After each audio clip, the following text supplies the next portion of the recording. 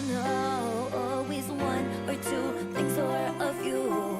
I'm alone, but I'm not alone. You know that, right? Trees and rain, now and then.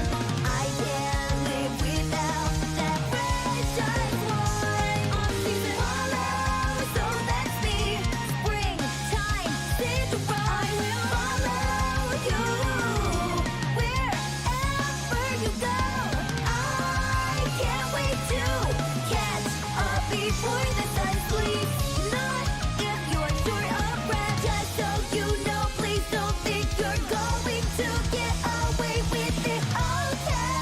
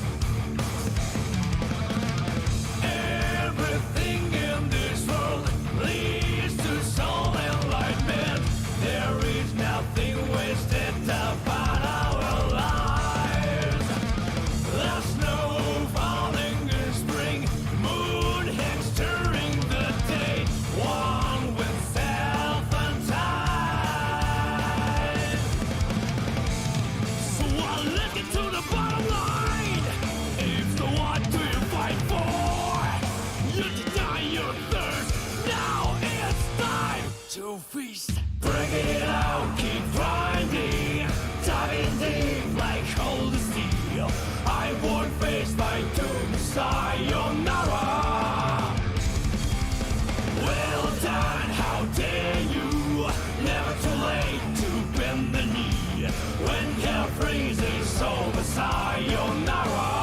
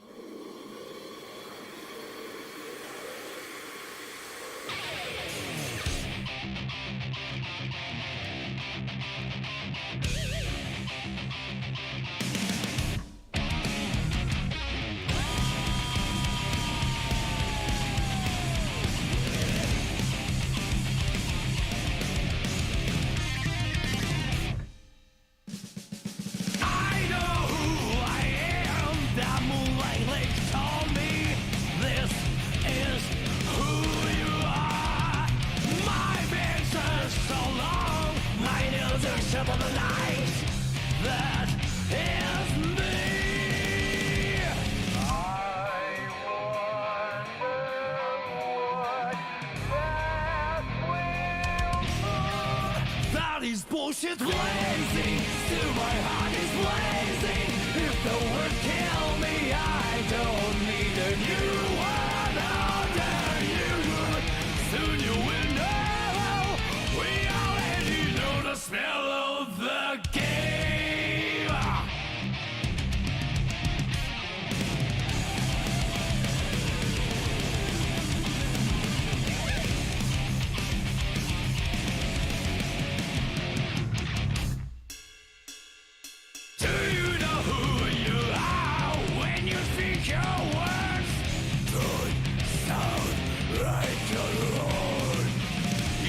Nothing attacks it created by this world.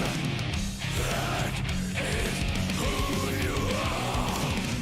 No silence will say that I must begin some kind of way now. Gravity keeps us on the ground. That is bullshit blazing. Still my heart is blazing. If I lose my wings, I don't need a new world under you. Can't feel a thing. We already know the smell of the game. Remember, you are blazing. Still your heart is blazing. If the world made you, I don't need a new world under you. Soon you will know. We already know the smell of the game.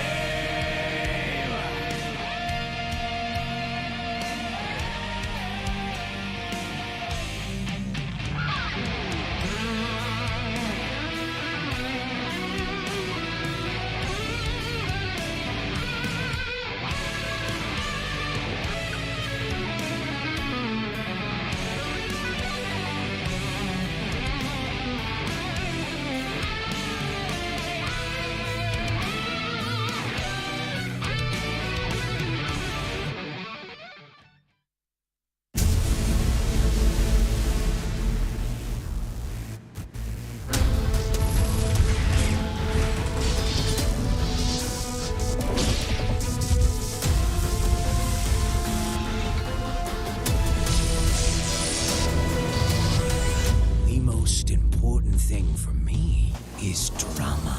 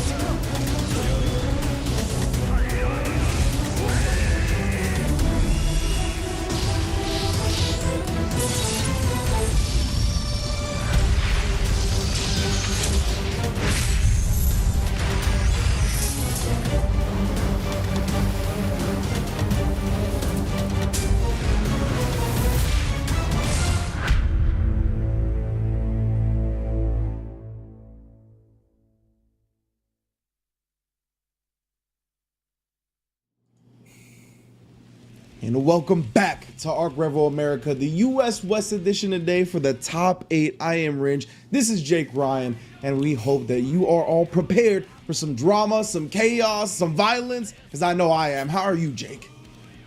I'm doing good. We got our fair share of violence yesterday after we saw the top 16 shakeup. Now we've got the top 8, but for those of you just joining us, we're going to take a look at how that top 16 looked and how we got to the top 8 today. So if we can get a quick look at the bracket there, we were talking about violence, and you can see from the upper side of this bracket, lots of violence. Oof. 2 3-0s and 2 3-1s, so it was very dominant. Kizzy K, leader of the Kissingtons, moving on to fight Vizio Jonathan Tene. So Panda versus Vizio. I didn't know pandas were against TVs, but that's what we're going to find this time. And then Symbolist over Stealthy, going to be fighting Beast Coast Apology Man. So it's Soul versus Faust. And break down a little bit of what the loser side is going to look like, because these players are only going to have one more chance to duke it out today. But, you know, you got to keep on fighting. The story's not over.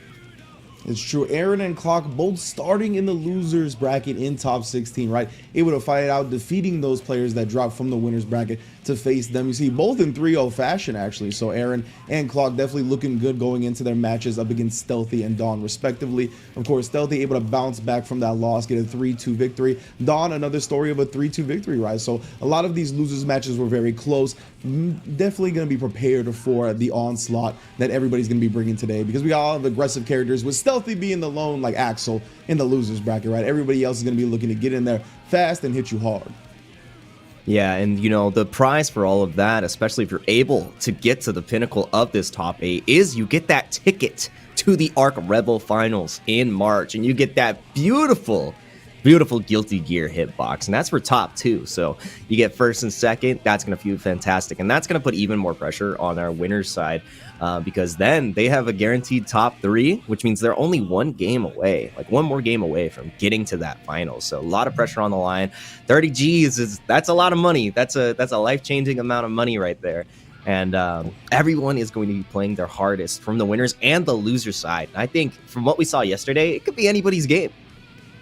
Absolutely, right? It's going to be a story of some of the stalwarts of the scene here in the West Coast. We got Kizzy K, we got Apology Man, and Jonathan Tennant's kind of on the rise as one of those guys who's consistently placing in the top 8 out here as well. And then we got Symbolist, Clog, Dawn, Stealthy, Aaron. All of these players are up and coming in this type of scene and doing great in Guilty Gear Strive, to be honest. We've seen Stealthy coming off that Frosty Faustings top 8. Aaron has been steadily improving, getting consistent top 8s nowadays as well when he enters. We've seen Apology Man and Kizzy, I mean, just put bodies in bags for many a game. And Jonathan, of course, starting with Dragon Ball, has transitioned to Strive very well as well, made Evo top 8 for the Americas back in 2021. So yeah, man, everybody's been looking strong, and I want to see who takes it today because it is up for grabs.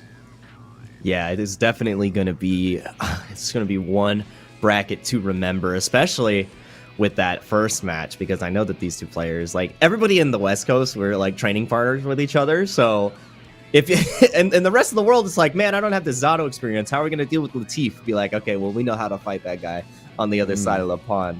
And, you know, breaking it down, like if I had to pick a favorite for this, my top 2, it's Kizzy and Jonathan, even though they have to duke it out here in winners semifinals. That's my top 2 picking out, like, of this bracket for how it shakes up. What does it look like for you if you had to pick 2 players right now off the rip? Ooh, well, I mean, Kizzy, I think, is definitely the hands-down favorite, but a lot of people are going to be in Apology Man's corner, right? The experience is on his side. The character select screen isn't so much on his side, but yeah, you know how it goes. I think his like experience as a player and his skill as a player can more than make up for that. And I think he has drawn some matchups that are not too bad. I mean, Soul might be pretty bad from the Faust perspective. I'm not exactly sure, but I think he's okay against Zato as well as Kai.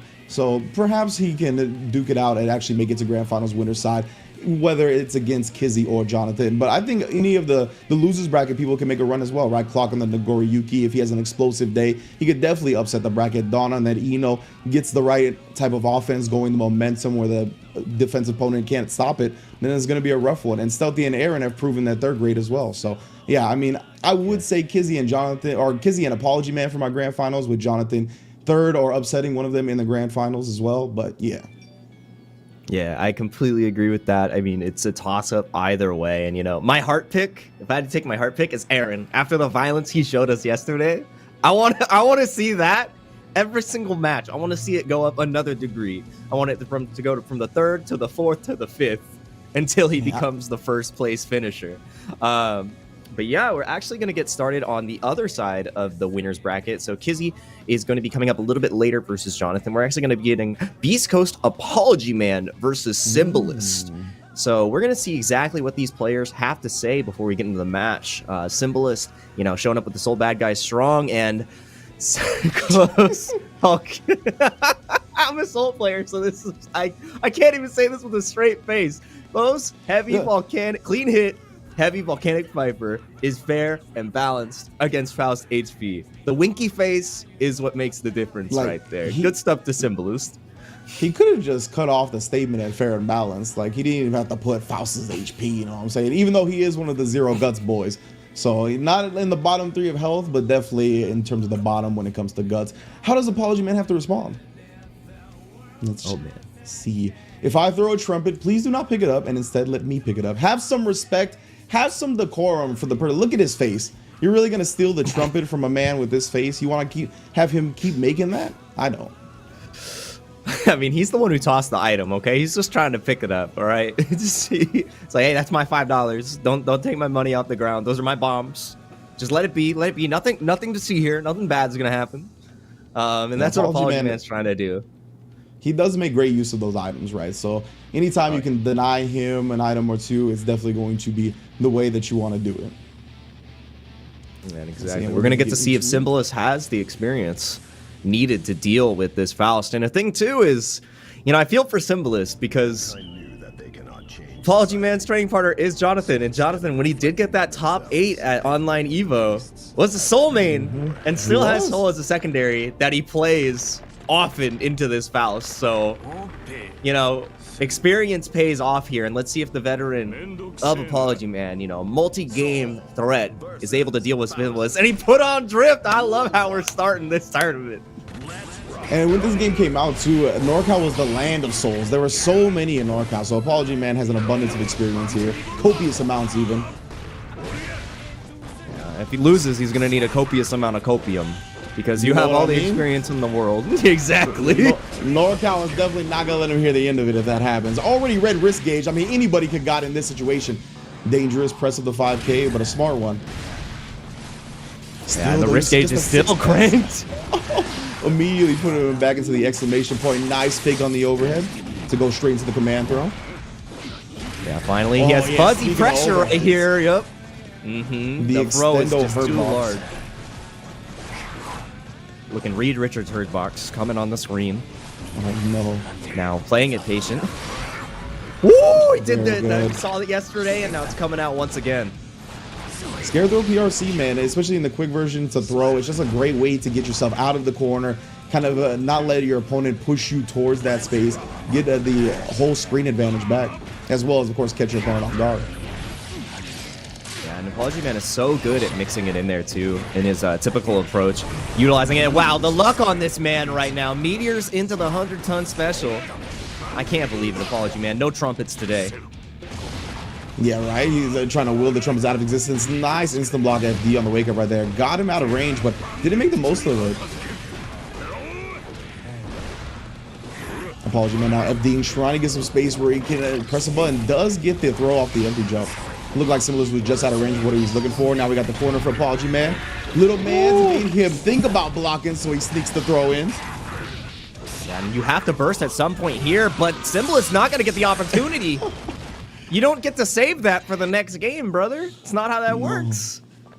Yeah, you don't get it's not like old SmackDown versus Raw where you can store your super moves or anything like that. You don't get a store burst. You get one per, you know, meter. So that's just how it goes. And unfortunately for Simulus, yeah, he got wall splat very quickly at the end there. So, of course, once you're wall splat, you're locked out of burst. He needed to kind of immediately do it. And I think he just wanted to wait till a for sure instance. But it'd be like that sometimes. Yeah, sometimes you just have to hold that because it was so close to wall break that any of those hits, like, it's so hard because that comeback off that burst anyways, you're going to have to fight really hard. And Soul, actually, I feel like it's a hard time against Faust. After the changes, Faust has a lot of good options to deal with Soul because now the 6S isn't as good. It doesn't have that upwards hitbox, and it just allows Faust to fly around the screen with no regard. But again, it's one of Faust's better matchups. So I see Apology Man like thriving here in a pretty considerable way. And Simulus, it wasn't looking too terrible, but it felt like Apology Man just had the control of the pace for the entire game. And we saw that because Simulus didn't even know when to burst and just held it the entire time, which you don't want to do. You either use it confidently early or in the clutch moment. And we didn't see either of those. Yeah, and Apology Man, just so much experience against this character. You can see how comfortable he is, rarely panicking. We saw the instant block FD on Wake Up as well, showing the experience there. Of course, that is the least risky time to try an IBFD, but nonetheless. Yeah. Ooh, and again, the spacing just a little bit off. Mini Faust, these items are just paying off for Apology Man right now. That's pretty decent for Simulus though. Yeah, ended up going with the Volcanic Viper, got the damage into it before the Mini Faust broke it up. Now we're almost dead even here. Tension as well. Apology Man trying to look for the hit here. Tornado special. And the burst, there you go. That's how you go for it. I like some of these instant blocks coming out from Simulus as well. Look, another one. Woo! Trying not to get pushed back out of range. Ooh, all the items. Mini Faust patrolling the grounds as well. Activation. And the bombs in the back does not catch, but the donut gives him a little bit. Actually, no, it fizzled right at the end. Simulus. Now, wow! What a 6P! But Apology Man with that cheap stuff. That's the cheapest thing Faust has got, baby. Super into the PRC. Use the invincibility to get him out and then sends him across the fences. Man, Simulus, like you said, has been having these great IVs and then great challenges, too, on the hurt boxes that Apology Man is putting out. That 6P was so clean. Sadly, not able to really convert off it completely because of the Super PRC. But, you know, Symbolist is showing great signs of strength here. And now forcing Apology Man to spark. No. Yeah, he did that earlier where he faked the jump H into the command throw. Symbolist backdash at this time. Super good stuff. Nice adjustment. Oh, but the throw has been put on, trying to avoid and dash in after the recovery's there. Oh, it's already hit 4 times. Mans was literally fishing. Sharp. Apology Man trying to Scarecrow get from the the top pacing. rope. Let's go. The trumpet, don't pick it up. Let him get it. Oh, no. And that's no decorum, no respect shown. Uses it to set up an instant air dash. Banner revolver delayed, but Apology Man not biting that wrist guard is getting cranked though. Yeah, exactly. We saw how cranked it got before, but Apology Man was able to hold out. Not this time. You are done, Tyrant Rave. He needs it. No clean hit Galvanic Viper needed this time from Symbolist. Yeah, none of the rounds have been super free for Apology Man. I'm kind of surprised this has been like Symbolist's first round in this game. It really felt like the last one was in his control as well. But Apology Man has done a real good job. Like, he's gotten a lot of mini fouls too. Like, the RNG hasn't been that bad for him. Oh, wow, what a vortex was gonna come out. Yeah, but definitely missed the opportunity. The extension, roll the boat, baby. There's a trumpet in the back, too. Oh, no, Apology Man. We were just talking about how the RNG was in his favor. Now that's 2 trumpets in a row. Had to curse him real quick, you know, make him work for the victory. Ooh, nice job exposing that bomb bag. Very well done. Bomb bag into Bombo. Definitely utilizing the power of Soul. And Symbolist with a great adjustment early on in this set. We've got ourselves a match. Apology Man, you're going to have to adjust quickly because we saw 4 times he goes for the full screen option. And finally, the Night Raid Vortex comes out. The confidence from Symbolist. Sure, he didn't get a full confirm, but now Apology Man has to second guess how he's using that tool. Because as soon as your opponent shows the answer, now you got another layer. Do I keep doing it? Was it just a reaction or was it just luck? And Apology Man now in a 1st-2 situation. You don't have that 2-0 lead, which makes you feel comfortable. So Symbolist showing why he has made his spot earned in this top 8. Yeah, that whole last game was a lot of adjustments, right? We saw Symbolist backdash, the command throw setup. He also exposed the bomb bag gap. So great stuff from him in game 2, immediately responding. Yeah, so smart. Hammer time, bouncing. But no, it does not connect. Good stuff from Symbolist, able to push him into the corner now, and this is where it gets scary, but the 6B, so good. Yeah, Apology Man continuing to look for FD in the corner, just trying to get that space back. Nice quick punish there. Woo! Not too much. No wait, bringing them all down. No combos off that counter hit jump 2K. The patience from both sides is so good. Double throw, but the bananas. Yeah, I can't remember if that refreshes the duration if you get double throw or not, but either way, from the top row, gets the jump D, quick burst from Symbolist. Yeah, very good. Wow, that was such a smart option right there. Knew that Symbolist was trying to close the gap and didn't have much time to make the difference. Now Apology Man being so smart, saying, yep, come and get me. See what happens. Yep, there it is. You gotta get in somehow, and that was not the correct answer. Apology Man.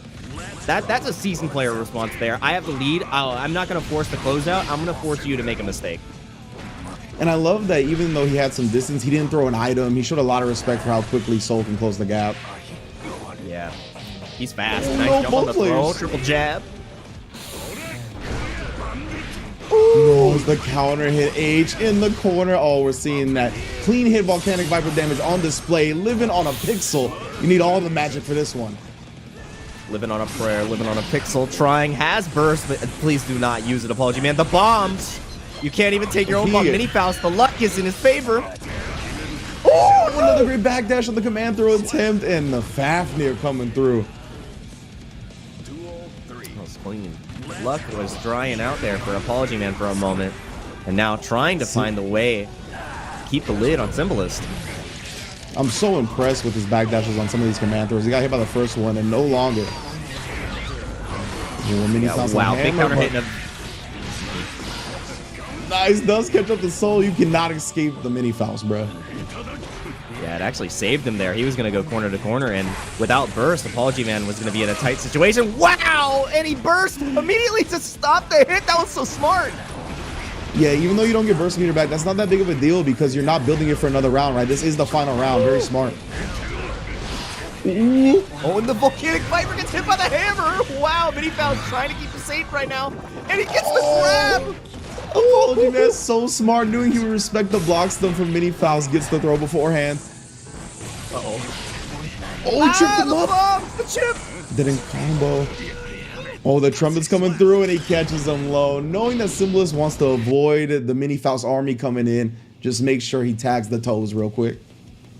Yeah, caught him holding north most likely, because if he gets hit by that Mini Faust, you're definitely in another pressure string where most likely tension was going to be gained, and then you're dealing with a fuzzy against Faust. It's And he was going to have to start worrying about chip as well.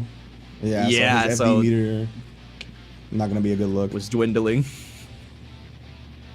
Man, this is such a good set so far. Symbolist with the adaptation in the second game, and Apology Man adapting right back, feeling incredibly comfortable and forcing Symbolist into these checkmate situations where if you don't make the right decision quickly, you're just gonna keel over, and you know, Symbolist died in the north. I see the whiff punish. Using the jump to K even whiff punish on these 6S attempts. He did a great job just getting outside that range you mentioned. Less of a vertical hitbox now, so easier to do so. Fakes the Fafnir for the throw that time. I like it. Ooh, didn't call him reach. Big counter hit, but in the burst though. Oh. And that's the thing we talked about yesterday, right? Leaving some damage on the table because you're hard baiting the burst. Yeah, and that's huge because that could have been a wall break into positive tension where Soul just gets to shine, and now it's Apology Man in control in the corner, and now your burst is gone. No bait needed. Yeah, sometimes you just gotta let the pride go and take the damage. If you get bursted, you get bursted.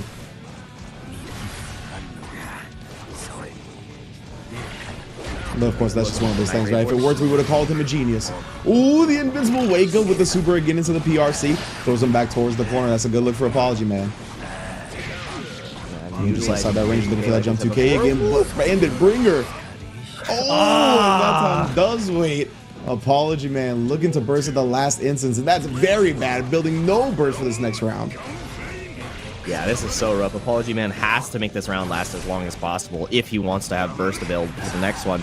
So, trying to be comfortable in this corner and still thriving. 6S connects. Now you're still stuck. Soul loves that bar slash, baby. The risk gauge gets cranked so quickly. Just a couple of far S's and you're in the red. Oh, nice. Bananas. KB into the punch, and he got the bananas. Ooh. Trumpet. No, but the Night Raid gives him the connection. Show me some bombos, but Mini Faust keeps him safe. Doesn't allow Symbolist to follow up any further. The whole marching band came through. Nice job again at really finding the angles to approach after the bomb bag gets dropped. Now, something that I love to see from Apology Man too is as soon as the trumpet comes out, he has so many ways to escape it because he's just accepting his fate. And now Symbolist going to accept this pressure, dealing it straight to Apology Man, and still tossing items. You're cheeky, man. Banana Peel helping him out, not having to take this corner pressure, but still find himself right back in that position. Drops the combo. That is a huge drop. Could have been his death, to be honest. Yeah, had the meter go for Tyrant Rave there on the wall break, so definitely a missed kill, and now Apology Man gets potentially a robbery. It's so many 5Ps in the air. No, but no finish. Woo! There it is. The photo has been taken. Apology Man 2-2 on the board. This is neck and neck here. A little bit scary, but you can see how much the pressure in the corner with Soul adds up in a lot of ways. Of course, the guard gauge is getting cranked, but also Apology Man spends so much meter on FDing Soul away that in that instance right there, he doesn't have YRC, he doesn't have super available, right? He's really betting his defensive option on that FD. And in that instance, it just sometimes it works out, sometimes it doesn't. In this way, Symbolist kind of took that into account a bit, and really that's why you saw some of the jump Ks in the corner, making sure that Apology Man, once he got that distance, didn't get to jump out for free. So really good adjustments from both sides, continuing. Yeah, now this is the last deciding match to see who's going to move on to the winners finals of this top 8. One game away from moving on to the ARCREVO finals. And Apology Man, we know that he wants this after what happened at Red Bull Kumite, falling short of the top. Just so close, too, with how he was able to squeeze his way out of pools and how the matches went. He does not want to fall short once again, so Apology Man wants this against Symbolist, and now is controlling the pace a lot better. The burst comes out early. Now Apology Man has to try to fight his way out of this corner because Soul can take this life lead and make it evaporate so fast. Apology Man, yeah, I love his game right here. He's kind of, bringing out the scalpels a little bit more, and he's been faking them from full screen with 5P. Unfortunately, that time committed one too many times. Ooh, jump 2K has been shutting down Symbolist. Yeah, man, it looks like the air-to-air game has been really Apology Man's game. Yeah, it's one of the strongest options that Faust has, and, you know, Soul just keeps getting caught out because Apology Man is always spacing it to the recovery, and such good whip punishes too on that 6S. I love to see it, and now continual pressure in the corner, double throw. You can't even move forward. Oh, and meteors? No!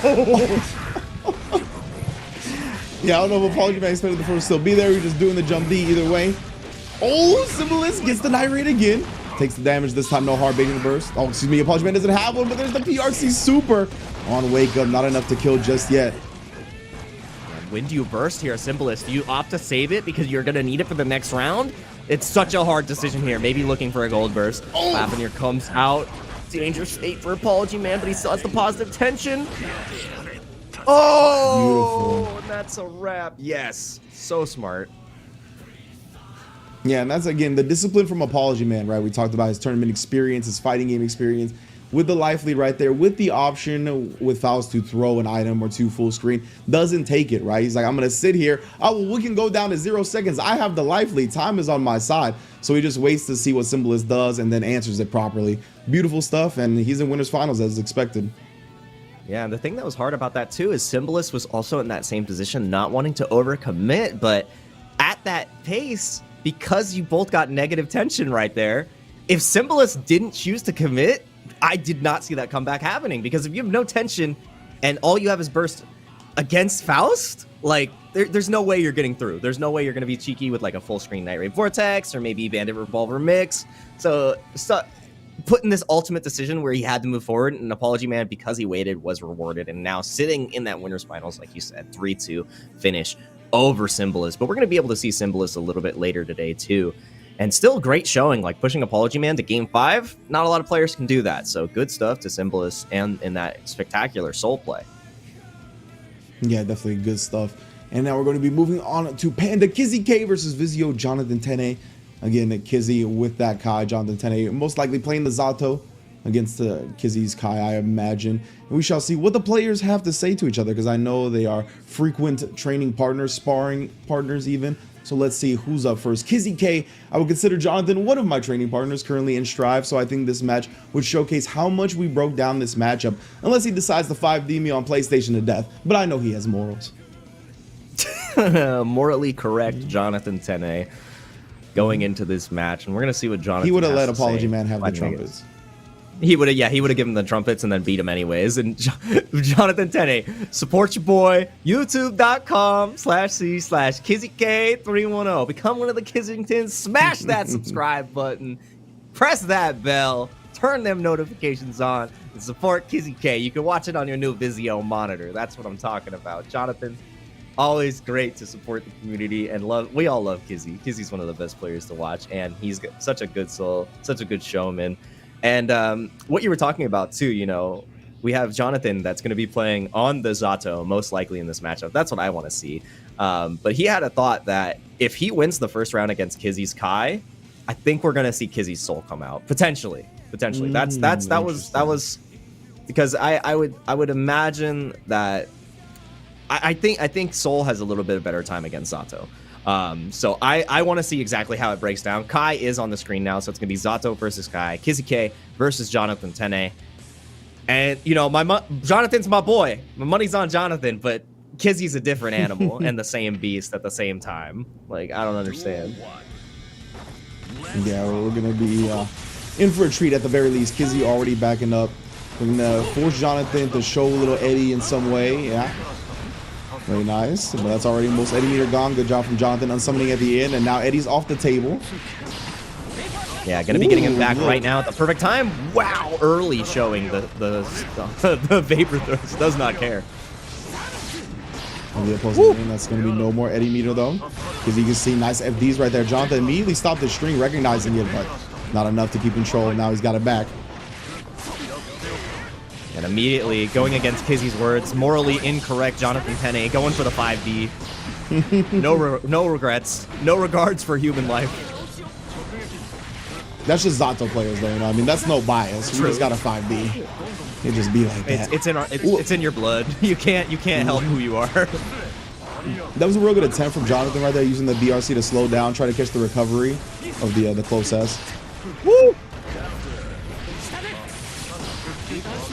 We'll build to the meter, but not going to use it because he's plotting on the tap dust. So smart from Kizzy right there.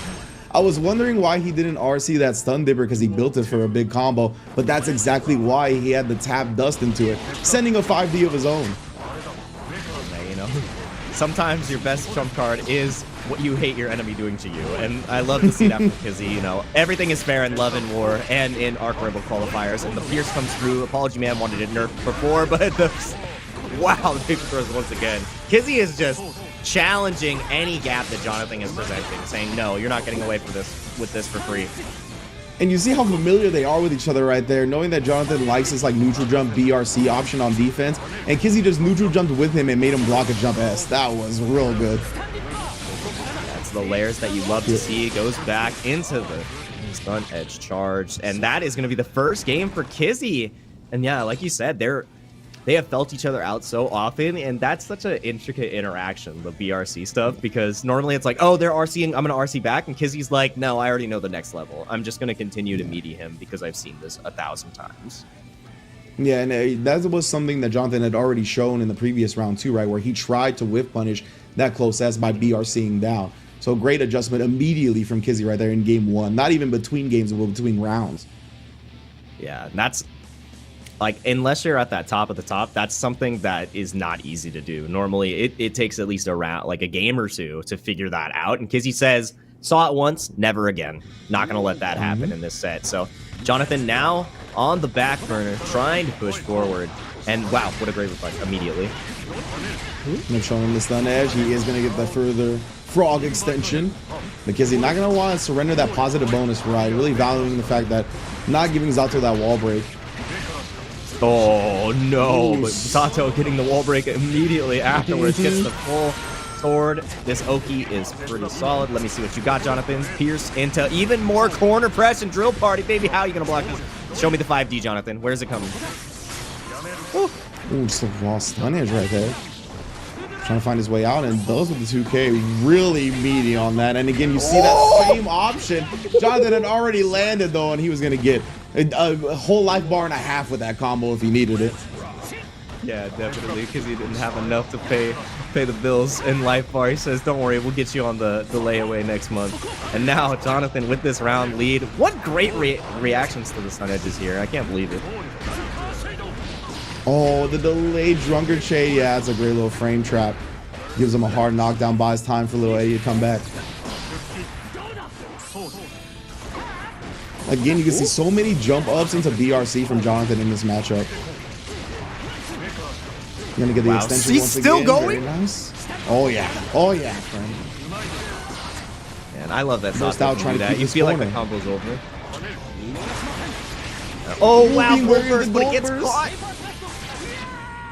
Jonathan is so smart right there. Well played second game, taking a 2-round straight. Yeah, and even though the gold burst did catch Eddie there, so he lost his Eddie meter, it was still rough because he had to make a commitment there. He got no meter, no nothing, goes for the vapor thrust at the end, and then Jonathan's patented optimal 5P punish, 5P with no meter, no resources, gets the kill. You love to see it from our top Zato player. And that's the thing, right, is that you'll take the burst hitting Eddie if it means it whiffed on Zato, because that means no full tension, no burst meter built back. Very good stuff. Yeah, super Or smart. I guess the burst there. meter is built back slightly because it's gold. Yeah. And Jonathan's spacing there was the difference maker, because he is so cognizant of the gold burst. If he was autopiloting and not having that could have been a different round. 1-2 ride the lightnings and you were potentially done, or even a stun dipper into the RC can change everything. But now the tides have been changed. 1-1 on the board. Jonathan immediately bursting in this round though. Yeah, absolutely. Ooh. Does get that in time and immediately backdashing just in case you saw Kizzy in response to the approach trying to go for the throw. Burst down, doesn't want to eat any more damage. Off the air hit, yeah. 5H air hit in the counter hit combo is definitely hard to convert from, but either way, Jonathan keeps control. Yeah, Jonathan definitely control right here. Has the full meter. I love the late cancel for PRC on the Sun Dipper. Catches Jonathan guessing, and no, it's not a real meter. You're gonna get opened up, and now Kizzy in control in the corner. Could get one potential hit confirmed into Ride the Lightning, which will end this round, but no, goes for the RC. Continue pressure, and the air throw, Kizzy! So smart. We've talked about Jonathan continuously going to the air and then ground throwing the opposed. This man's played against some Zato once or twice. That's definitely the Kai special, running cross country to get the throw. Didn't have to run that far this time, though. Ooh, the instant air block on the drill, that definitely allowed him to act sooner than usual. Nice job getting the drunker shade with that 6P, gets the hard knockdown going. Ooh, tried for the instant block, expecting a summon or a drill afterwards to punish, but Jonathan didn't do anything. These guys have played each other way too much, to be honest. Yeah, Jonathan has now adapted to the stun dippers coming out. Not the stun dippers, the vapor throws coming out by just stopping his string and letting Kizzy hang himself. It's like, bro, you gotta stop going for the vapor throws. I'm just gonna wait and punish you. Ooh, to the other side, and he gets the pickup. Well done by Jonathan right there. Yeah, very awkward hit to convert from, but he's an expert on the character. I know Kizzy was talking about playing on the PlayStation, but Jonathan is definitely playing on the confirmation station because he saw all the captures that Kizzy was doing yesterday. He said, I did double the captures. This is my homework for the day. And you see the fuzzy jumps from Jonathan coming out. Ooh, the 5H so good in response. Wow, the 4S actually clipping the stun dipper after the RC. Just chasing down the raw backdash here, Jonathan. Again! Went to the air one too many times right there, and Kizzy, well done. This is a awesome set, honestly. I could watch these two play this matchup for forever, honestly.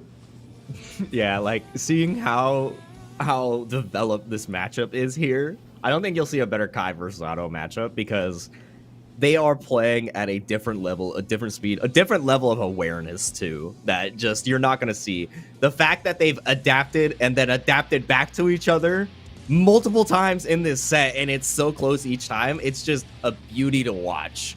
Like, Kizzy's not afraid to utilize his options because he knows the gaps that Jonathan wants to leave. And then Jonathan is like, I know that you know that I leave gaps here, so I'm going to not leave this gap here, and now you're getting punished. Okay, well, now I see that you're leaving this gap here, but not leaving this gap. It goes on. It's actually just too many layers. Fighting games are like onions. Fighting games are like ogres. But we're going to get right back into this set. Drunken Shade to reflect once again. Very good from Jonathan. 6P is favorite button. Yeah, and that jump S from Kizzy. Kai's in general really like that button. It's very strong, stuffing the approach of someone even when they're ground dashing. So nice awareness again, showing the experience in the match. The RC. Oh, wow! Yes. My man put the 5P out there just to trick him into trying to whiff punish. Yeah, I mean, Kizzy always talks about he wants better ranges on normals, and Jonathan punishing his willingness to whiff punish, but riding the lightning. This wall break is going to be huge. Positive tension, going to be a one-touch situation for Jonathan now. No burst, no nothing. Ooh, what a jump! Yeah, if he bet on it correctly. Ooh. You know, the big thing with Jonathan jumping right there is that he usually fuzzy jumps against Kai. Right there, it was like an immediate jump, and finally gets the low, but nothing afterwards. Throw does seal it. Jonathan really made that comeback right there. It was all the right decisions made at the right time, and it all started from the jump on the throw, but now Kizzy going to be forcing this corner position. Shock state is on Jonathan, so the plus frames are coming out, and he really dashed forward and challenged. Wow. Frog only hitting the first time, so no knockdown. See those jump S's still playing the part in Kai's favor. Yeah, I'm not going to commit to anything afterwards. Burst back. Oh, yeah. Jonathan is very smart, very conservative with his burst. I like him saving it to the next round. He had a moment before the wall splat to do it, but good stuff. I like the conservative nature. Yeah. That interaction right there shows how much both of them play that. Frog. Yeah, it's so good. And now Jonathan taking over 50% of Kizzy's health. This is looking rough. Oh, he's trying to catch him, and the dust, double dust is the way to time by PPPP. Both of these players, like I said, they play each other too much, man. Oh, such layers. And the fact that Jonathan did not jump up to chase Kizzy because he knew he was going to go for the dust is wild. And burst, oh, he had to. Anything comes out and he's mashing 5P. He wants it, the puddle. You're tripping. You didn't bring the rain boots. 2-2 on the board. This is such. You're right. I could watch. Can we just play this set like 8 more times? So Jonathan's got really cool ideas in general in the neutral, and you see right there when they were next to each other in the air, he BRC drifts down, right? And in that moment, I think a lot of players are going to try to like mash throw or something right there. Kizzy just does regular jump D to stall his descent, right? Because Jonathan, obviously, because he drifted down, is going to land first, has the slowdown on Kizzy as well, and 2H is a massive reward. So those jump D stalls actually forced Jonathan to mash 5P, because he didn't know when Kizzy was actually going to land. Yeah, and that's so hard, like that split-second decision to do that, especially when the typical layer 1 response is, you're right, go for the 2H and get that big punish, or even go for the air throw. Kizzy's JD covered that, and then the air throw would have got punished, and the J2H, he didn't have the right timing. So Jonathan, both of them with great adaptations. Right now, Jonathan in such control. Wow, yep, no gaps, no nothing. Yeah, they were thrust immediately here. Knew he was really too close for where Zato wants to be. Oh, nice counter hit again, and Zato still controlling the space. Wow, the 5P on the cross-up. Jonathan not afraid, and that was definitely looking for the burst, but Jonathan is conservative.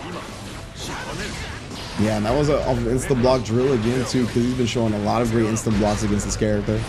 Again, though, the delayed Drunkard Shake catching him on counter hit, and 6P avoiding the air normal. Very well done from Jonathan on match point. Yeah, match point now, and has burst advantage over Kizzy now too, but whoa, again.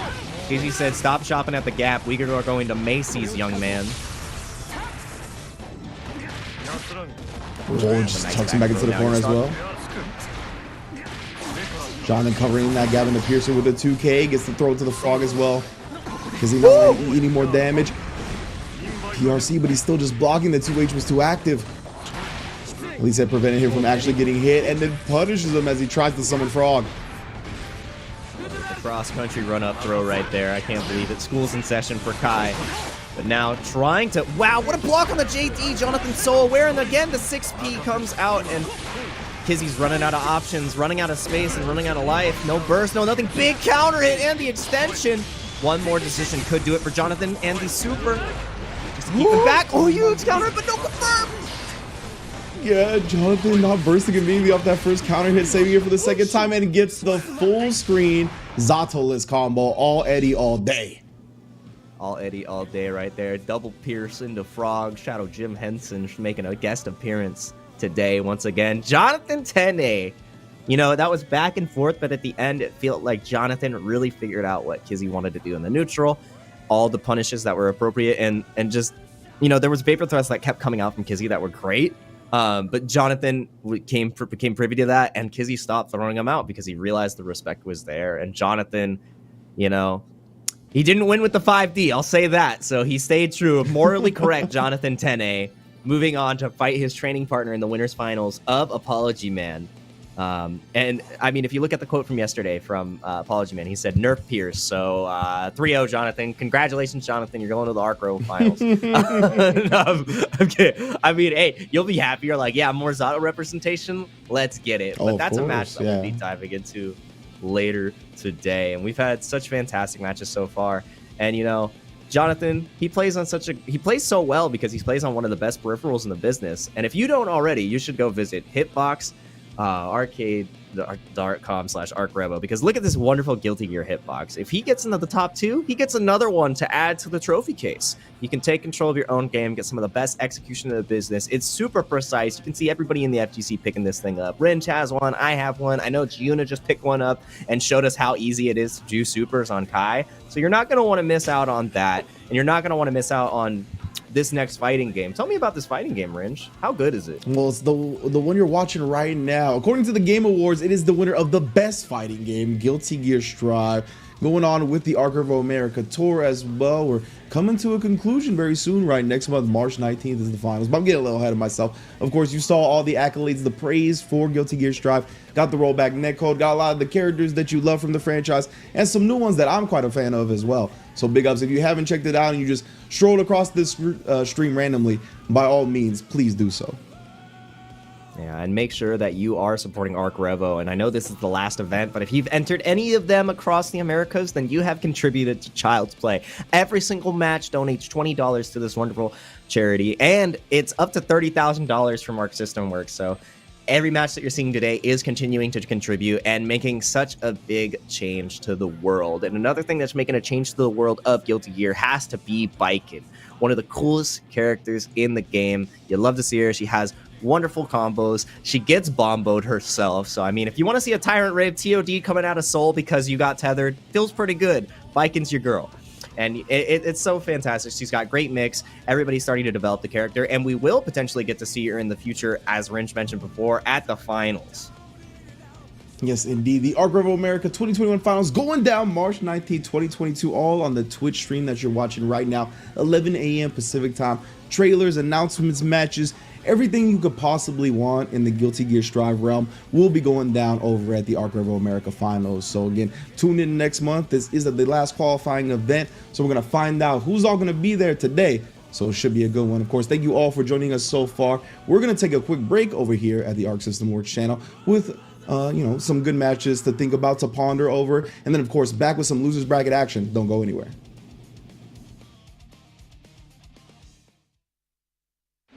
お頼み申すお頼み申す卒字ながら冥府はいずこ下道が笑えば民が泣く諸行に拉致なき沙汰あれば魔道の始末を請負いいたす己は美老の三品侍指導死に花無料の所存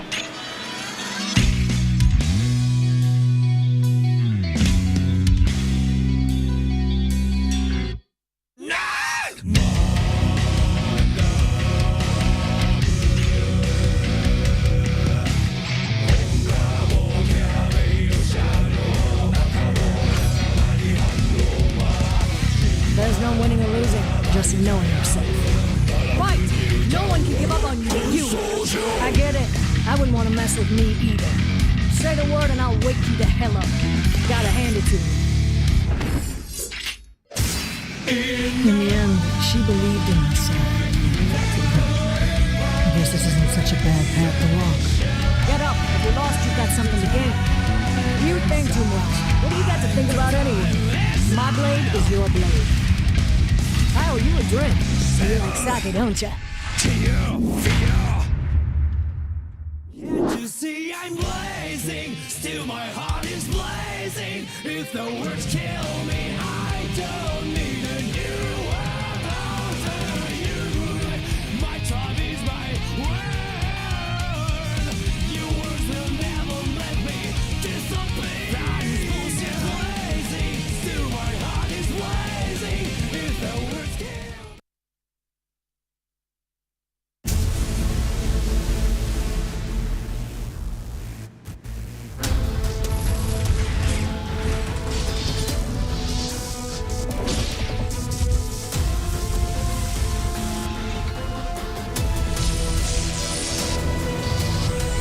The most important thing for me is drama.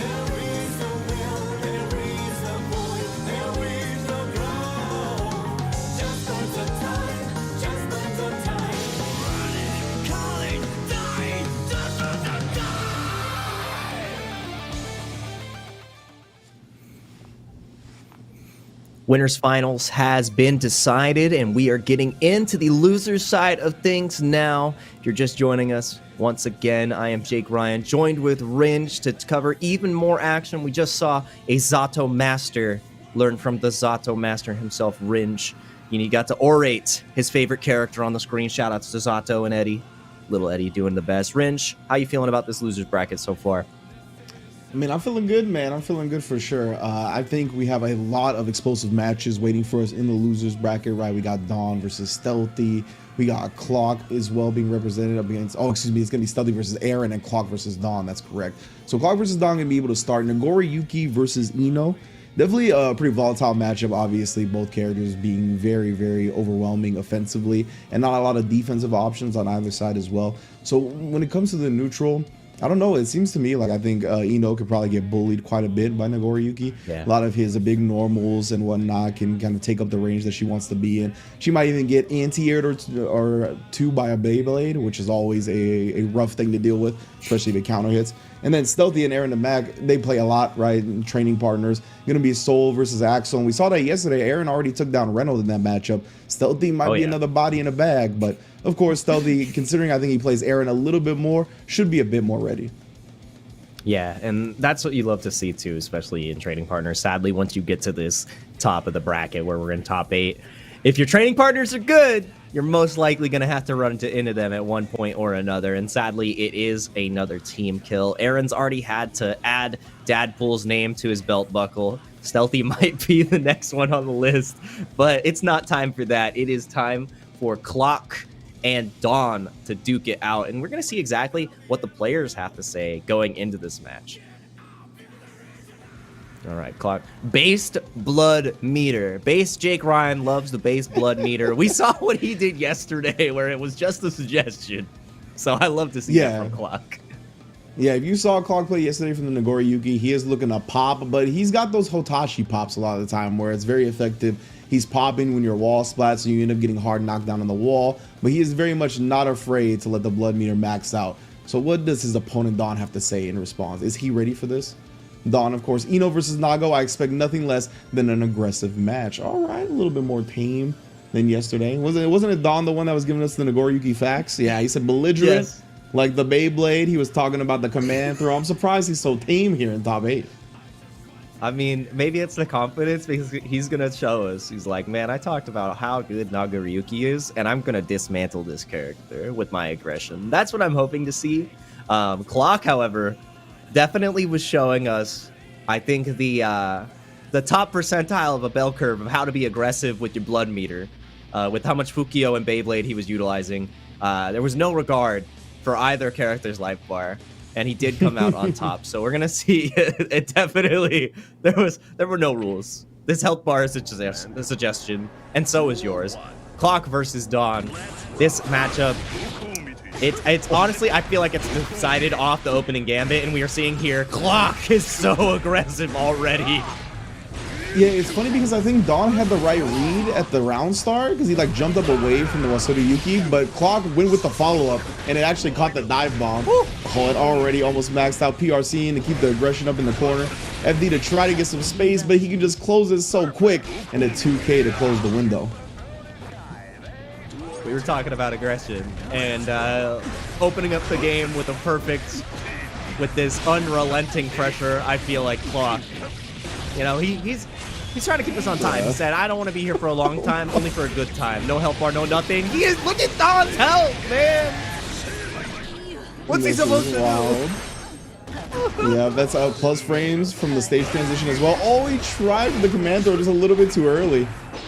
Oh, the blood so meter. Not throwing full state. Great stuff from Dom, backing off, recognizing that he was going to pop. Yes, eating all that damage. Doesn't need YRC. Yeah, now equalize. YRC right back. Burst is available for Dawn here. And no, the mix-up. That's the thing. Icarus, you can fly as high as you want, but sometimes the wings aren't going to hold up. Clock flew a little bit too close to the sun there, and Dawn capitalizing excellently. And Ino, even though her combos don't do the highest amount of damage, they do take a little bit longer, so Clock was just bleeding out. And that was so many good air throws, and every single time he's gone for the bite, it has not worked out. But look at the blood meter once again. He's managing it super well right there. He came very close to popping a couple of times, but did not do so. Dawn RC in for more pressure. No. Oh, he didn't keep his eye on the meter that time, though. Yeah, How now gonna lose unfortunate. all that life once again. Wow. Oh, back dash, keep him safe, and what a challenge on the Psycho Crusher. Not gonna be able to kill just yet, but full tension. Whoa! Word? Oh, That's man, how I you don't even- feel.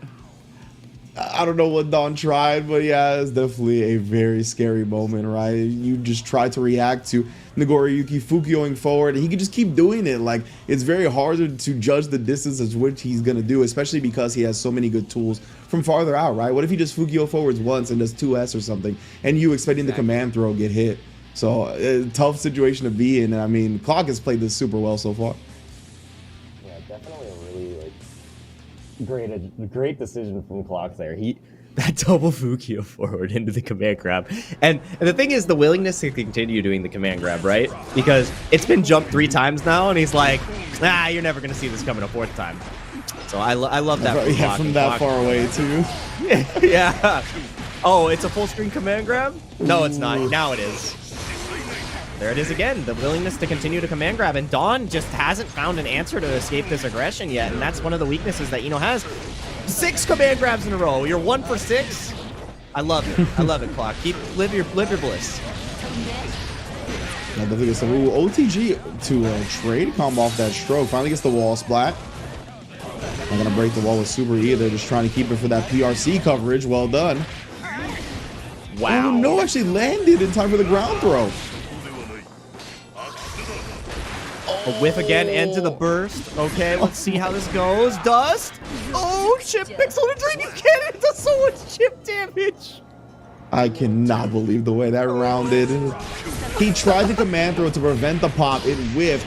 And then Don was like, oh, the command throw whiff. Tried to punish. And then the pop punished him because he PRC'd after. That was so messed up. This is violence. Not like this. Corner to corner, coast to coast. Doesn't get the wall break here. I like this. Block. For full screen, Don has been doing like a lot of jump H, and it's actually gotten over the clones and punishing the Goriyuki a lot of the time. Yeah, so Dawn does navigate around this match excellently, but Clock seems to have the right number. Oh, very good. Full tension now. This is where Ino can shine. Double Fukio forward. I've seen it once. You're not hitting me with it again. Yeah, and wait, sees the blood was maxed out. Oh, he dropped the combo though. Okay. Okay, doesn't matter. Okay, we're good. We're good. This man Clock. I mean, Don is definitely catching on to the habits and rhythm of when Clock wants to go for that command grab. Yeah, very good adaptation. That's something you want to see from these top players because Nago can be so explosive, especially in a, like, if it's a first to 2 environment, but in a first to 3, you can pick up on exactly where the gaps and, like, where he's overextending a little bit, but no, overextensions don't exist for this Nago Ryuki. That was wild. I mean, I can't believe Don didn't bite on that walk-up process beforehand, considering how much he had command thrown up to that point. Very good stuff. And then the dust to break the wall. Got him 50% tension as well. Nice. I love that. The chemical out. love. Oh, again, the pop comes out and the throw. Oh, no. Oh, no. The pop is a -7 on block. Definitely punishable. From that range, he might have been able to throw, but I don't know. Whatever Ino did ended up getting punished. I'm not really sure what happened. Yeah, not 100% sure what happened there, but, you know, Clock coming out on top for that situation, and Dawn maybe a little bit flustered because of the way that Clock is playing. I feel like he has not stopped holding forward at any point in the set so far. And if your opponent continues to do that, even when you're punishing them, it gets frustrating. It gets like you don't like getting smothered, and all your options, no matter what you're doing, like any trade, any interaction, like look, it's round start. There is nothing but forward. There is no back button for this player. Oh no! Reverse bait. Are you gonna be able to break the walls? This is mad damage. The plus frames on the other side, and then let some of that blood meter drain as well. This is all Clock. Man, Dawn. Oh no! And he gets the bite. Anyway, It's a wrap. Production, please help this man, Dawn. Chat, if you want Dawn to win, put your hands up right now because the last samurai definitely wants to stay in bracket. See so much aggression coming out the double Fukio forward again. Nice, these jump H's have been working for Dawn, but not enough. Ooh, dust afterwards. Okay, he's chasing the back dash. He's chasing down whatever Clock wants to do. I think Clock very confident right now, pressing a lot of buttons, going with a lot of options. And right there, the last two options, though, just guessed wrong on the 50-50s. First low, then high. Like we said before, I mean, I said it as a joke. He didn't have a back button, but he definitely got hit in every interaction there when Eno was on the aggressive. I'm sorry, sir. I took away your block option. He definitely got hit every time, but it's all right. Clock continues to move forward. The best defense is a great offense, and Clock continues to get mixed. And I like Dawn finally challenging some of the Fukio forwards right there, but oh my goodness, the challenging might be a little bit too late. About 4 close S's in that combo. We're gonna get a super afterwards too. Oh. Burst is available for this next interaction, but you are not going to have a lot of health to work with here. Clock trying to close this out in a 3-0 fashion. Fukio forward waits for the BRC. It's confirmed off of Dawn, and Dawn pressuring forward. Oh! Cannot weather the storm for long enough. Well done from Clock. Yeah, Dawn, he had a chance there, but it was a long one, and it was a tough road to come back from. Good stuff, I think, from Clock for sure. Just great aggression, really good usage of the blood meters. Of course, he popped a couple of times, but there were some really clutch moments where he didn't, and he was able to manage it very effectively and keep the corner, keep control of the match overall, and just played it super good. Even though Kai wasn't on the screen, Clock was definitely riding the lightning on that blood meter. He was living life on a razor's edge, and that's why Razor Dawn was not sharp enough to take him down. Good stuff to Clock in that 3-0 finish. Moving on in the loser side of the bracket, which leads us to look at our next match that we have going on. The training partners, Stealthy versus Aaron the Mac. Aaron, he doesn't enter as many online tournaments, but this one is definitely one he could not miss. So Aaron is going to be coming up to bat against Stealthy. Again, Frosty Fausting's top 8 finisher, losing out to Kizzy K. So that's a potential run back that we could have in the future. So both of these players have ambition to move forward. I know that Aaron wants that Guilty Gear hitbox, and I know that Stealthy already plays on hitbox. He actually has a JoJo's Bizarre Adventure hitbox. His hitboxes are always super cool, so I love to see that. But I want to see exactly Stealthy how has these a players... JoJo's hitbox? Yes, he has a Giorno hitbox. I feel like he's too young to watch that show. No, that show's got some adult themes, bro. In my he opinion, loves it. He loves it. He's seen it all. But we're gonna see exactly how these players feel, seeing what this matchup looks like for them. All right, Stealthy team kill? Not like this. Whoever wins, though, let's make it a good game. Look at this game. I bet that's the face he makes when he sees some of the stuff in JoJo's that's in there, bro. What? That's what I'm saying. You see that face? That's all I'm saying. But his opponent, of course, as well, Aaron the Mac. Stealthy is my friend, so that means he won't 5D me, right? Right. That's one of those quotes where you're trying to convince yourself, because you know the 5Ds are looming in the distance, bro. Stealthy don't care. Stealthy does not care. We've seen what he's done at majors. We've seen his round starts. I would call them creative round starts. We got the Axle Bombers. We've got the Charge Dust.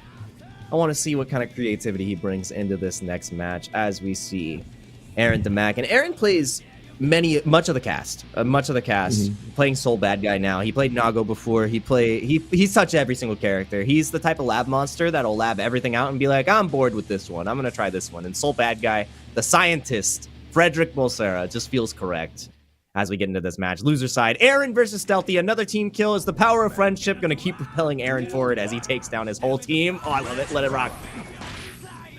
Oh my goodness, Stealthy, you see? That's the meta. That's how it develops right there. You think I'm going to 5D at round start? No, I'm going to dash up and throw you. Axel, one of the best grapplers in the game, because you're never expecting him to get that close. And Stealthy showing to a real testament why that's true. And Aaron is getting dismantled right now, showing that Stealthy might be the better Axel than Reynolds. I love the way Stealthy plays sometimes too. We talked a little bit about his aggression on this character. It's a little uncharacteristic. He'll like dash in and do stuff like that where he'll dash in close and then just instant air dash back, right? Trying to bait people into pressing buttons in that range. Uh-oh. Yeah, definitely. Fuzzy Wuzzy. No meter to kill with the super, luckily. Stealthy has 100 tension. Ooh, stuffs him right now. No, My man was not trying to even go for a complete the burst save though. combo. Yeah. Oh, 6P to get the job done, though. Burst safe or not. I mean, I think you should just go for the regular combo there because Aaron would have had to burst. You would have forced him into that burst situation, especially with the extra tension, but now you lost the round for it. Yeah, I thought Stealthy might have had like a one vision confirm on deck or something with the extra meter, but not today. Yeah, not committing to anything after that, knowing that Aaron is well aware of the type of block strings that he will present. Stealthy's having the perfect burst timing, too, knowing that the clean hit Viper is coming out and already, you know, Aaron's going to commit to the clean hit Viper every time. So Stealthy with the awareness knows exactly how much damage he's going to avoid and why that burst is worth it. Oh, no. Bombos. And the corner situation goes with the empty low. Nice 2D getting airborne, so no slump. Takes the wall break. Wow. 6H don't get too close. And the long distance 5D catches him. He says, nice. Stealthy won't 5D me right. We're friends. And then 5Ds him right back. It's like, come on, man. It's in your head. That's right. It's in your head. That's the friendship match right there. You say, you shake before the match. And you're like, yeah, okay, we're not going to do this cheap option to each other. And he insta-locks the option. And you just look at him. You're like, bro. All is fair in love and war. When it comes to something like this, the match starts at the quotes. You know what I'm saying? It starts with how you feel about your opponent and what you're going to say. So I like the mind games from Aaron nice and early. Put the 5D in his head. And now we're going to see if he's able to head on to the next step of the loser's bracket. You know, and here's the thing. Stealthy has shown an immense amount of control in the beginning parts of the match, right? But it's the same cat and mouse story that Axel always has. If Soul gets in, I feel like this is a match favored in Soul's favor. Like, this is a Soul's favored match. Because if he gets in, Stealthy's got no options. Wow. All right, already taking control of the corner, trying to FD to get some space back. But Stealthy, yeah, he loves that jump H pressure. Once his opponent's back to the wall, always going with that. Really doing a great job catching with buttons. See, switching it up to the dash up throw as well. Jump S, my beloved. JS, my beloved, is correct. Breakfast, lunch, and dinner, my JS got my back. If no one's got my back, JS got my back. And right now, Aaron's 5K is the same kind of button. Wow, what a backdash. Escaping the throw. Stealthy again with the perfect burst timing. That was beast. He had the 6P right there on the jump S. Not the end-all be-all, of course, as you just saw. Yeah, and that's why Stealthy hesitated the second time on that jump S, not wanting to get 6P'd. Ooh, starting to show a bit more, Aaron. Yeah, and you can see the... Oh, whoa, no, what? He missed the second TK bomber. That's what that jump H was supposed to be. Either way, takes the game. That was clean. That was clean. And you can see the level of understanding between both these players and the options that they tend to go for. Like Aaron with the great answer on the 6P, knowing that Stealthy loves to utilize this option, and then quickly adapting to no longer use it versus Aaron. And Aaron's approach in neutral, how you can see him consistently making sure he's checking his dash blocks, knowing how to follow up after the dash blocks to chase down Stealthy, and knowing when he can trade is huge. That's how you have to play this matchup, because if you're not being precise against Axel, he's going to tear you apart. And that's why I feel like Aaron does have a really good chance here, but Stealthy evening it up really quick, showing why this back and forth training partner matchup is huge, especially with the ebb and flow of the game. Yeah, every inch of space gained on Axel is so important. That's why you see the dash blocks between the strings. That's why you see the instant blocks coming out from Aaron. He wants to make sure that Stealthy doesn't get that distance he loves so much. Yep, still establishing the distance, and Aaron not able to find the counter hit off that IADS. Now getting stuck, big 6P. Oh wow, that 6H extension right there for the hard knockdown. Yeah, that was super cool. Solid. I've never done that before. That's actually sick. Big fuzzy. Yeah. Oh wow, he blocked it. He did indeed. Stealthy protecting his dome. He's got the bandana on BRC, and then just backdashing, knowing that Aaron was gonna go for the throw. Gold burst out. We got all this mirror to play with. Now tries the quick RC, but Aaron, that experience against Stealthy, knows that's coming, and then interrupts the string for the kill. RC wall splats incoming. Yes, sir. Very solid stuff. Great stuff with the Bandit Bringer to finish it out. on the wall break. You love to see it from Aaron. And yeah, even with all that meter, Stealthy wasn't able to close it out. Great gold burst, but you can't. You have to capitalize off it. And huge counter hit there too off the 5K. I wonder what Stealthy pressed. You know, just one of those things, right? We talked about these guys being training partners. Aaron was ready for that gimmick, that quick RC into command throw. Now back to the neutral game here. Aaron trying to be very careful about how he approaches. You see, that's why even the trade on the instant air dash jump S is not worth it for Soul. Yeah, Stealthy just gets so much off of Axel's extension there. And like that's hard, because now gonna almost get this round right back. He has to play it perfectly here. Good just guard, but no! Fantastic usage. The Renson up, follow up, shutting down any approach that Soul could really have at this point. Tried for a little bit of a frame trap setup right there. Try to fake him into a tick throw, but Stealthy not biting. Oh, fuzzy time. This time goes low, and a great block from Stealthy again. You know, the defense on this kid is amazing. Wow! Our plus frames? No, my plus frames. Now Aaron still the turn back with the DP. Whoa, what a tech. That was huge. Ridiculous. Yeah, Stealthy be plawing on those air throws when you're landing from your jump. Nice jump, baiting the burst. Ooh, and then sneaks in the command throw that he was looking for earlier. One vision confirmed. Yes, sir. Axel Bomber. Axel Bomber. Triple Axel, baby. That's what Stealthy loves to do. Oh, RC forward, and he goes for the P. Does not go for the grab. There's the grab. One more interaction, and Stealthy will potentially lose this round. The dust whips. Late PRC forward. You see, even the instant air dash back trying to bait him into something. Oh, and then finally. That's so smart, man. Stealthy really just always with these dashes and say instant air dash back. It sets up stuff like that, the full dash up throw, so well, because it makes you constantly think that that dash up isn't just going to be a throw. He's got so many more options to do. So when he does sneak that in, you get caught off guard very easily. It also punishes Aaron for like his great approach in neutral, because he's constantly dash blocking forward. And when you're reacting in that dash block situation, you're typically not ready for the throw. And Stealthy knows that. So as soon as he starts conditioning, like you said, with the JSs and everything, the pull-up throw works even better because Aaron's already autopiloting into that dash block. And Stealthy's like, that's what I wanted you to do. So very good pickup from him. 2-1 lead now. Let's see if Aaron's story will continue, or if the storyteller is done as he lets it rock one more time. Charge dust does not connect. Not like this, buddy.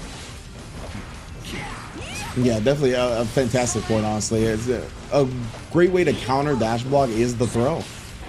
And that's what Stealthy's been looking for. We see Aaron continuing the dash blocks this round as well, RC to keep that pressure up. One jump P into a throw is a great way to mix up that usual pressure.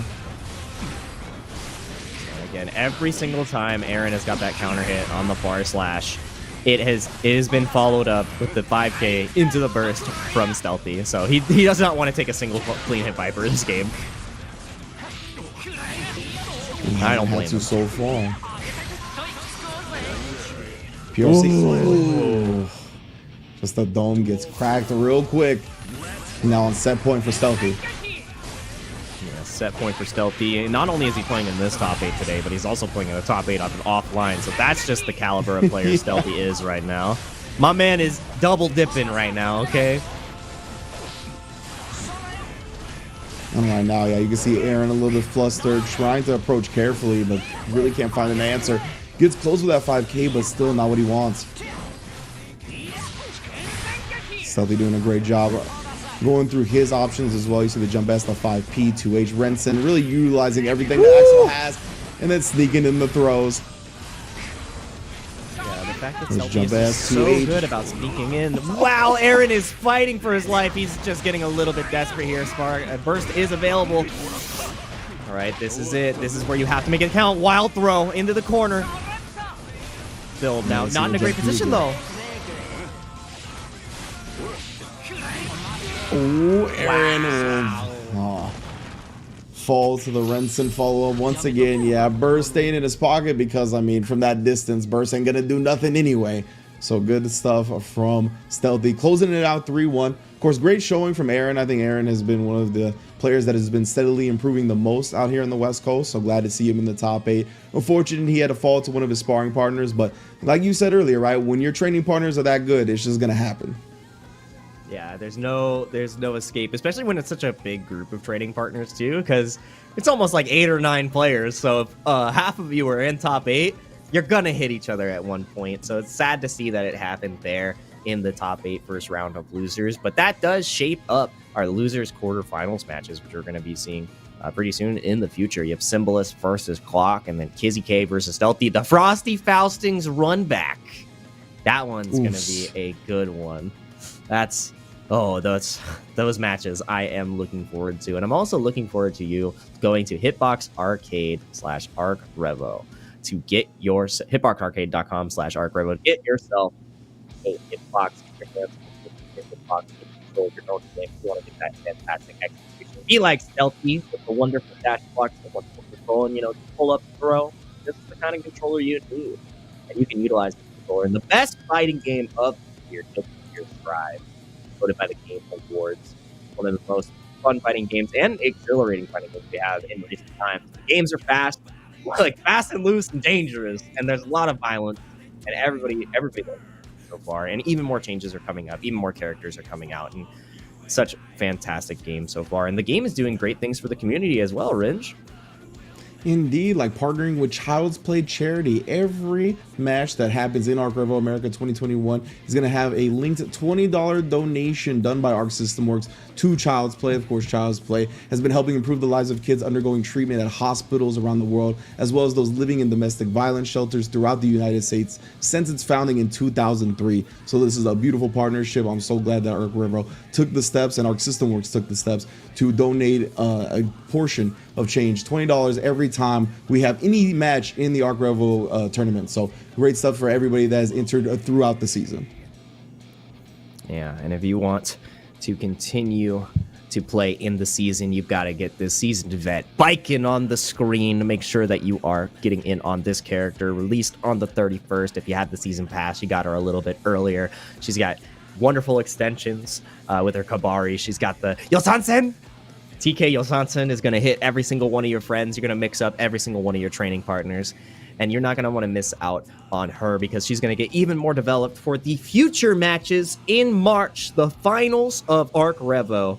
I want to see some Vikings. I know some people are cooking up some very strong tech with the character. March 19th at 11 a.m. World premiere trailers, announcements, and the highest level of Guilty Gear Strive action that you're going to see in America. And you're going to see even more of the highest level play for the West Coast coming soon, because you're not going to want to miss how this loser quarter shapes up, because we're getting even closer to that top 2 spot where we're going to see who our finalists from the West are going to be. So don't miss the action.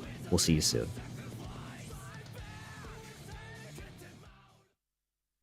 お頼み申すお頼み申す卒じながら冥府はいずこ外道が笑えば民が泣く諸行に拉致なき沙汰あれば魔道の始末を請負いいたす己は美老の三品侍指導死に花無料の所存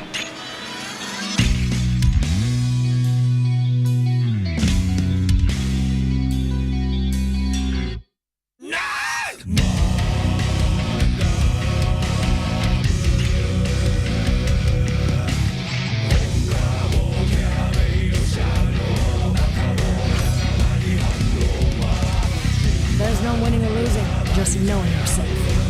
Right! No one can give up on you but you. I get it.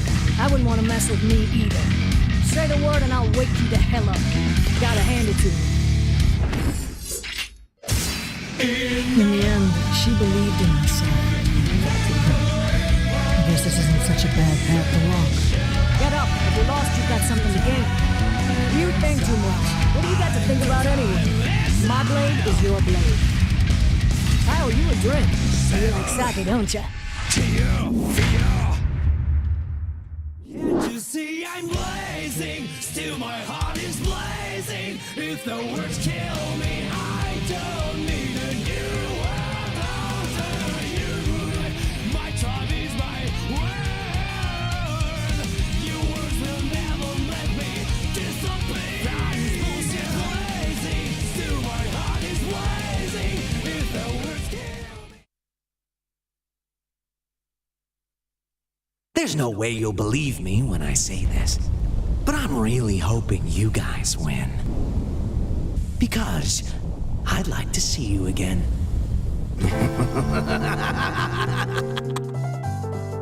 It took me 10 years to find the answer to something I forgot about it in 2 seconds.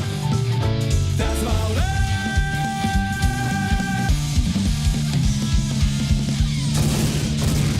I don't care about winning. I'm just here for the pleasure, not the fights. But you, this world is a broad, colorful carpet.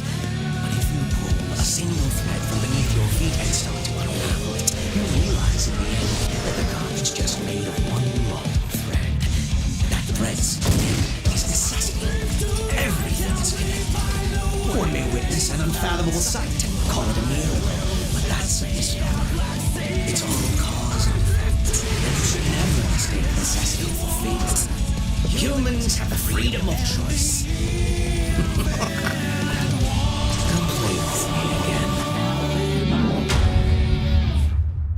Can't you see I'm blazing? Still my heart is blazing. If the words kill me, I don't need a new world over you. My tribe is my word. Your words will never let me disobey.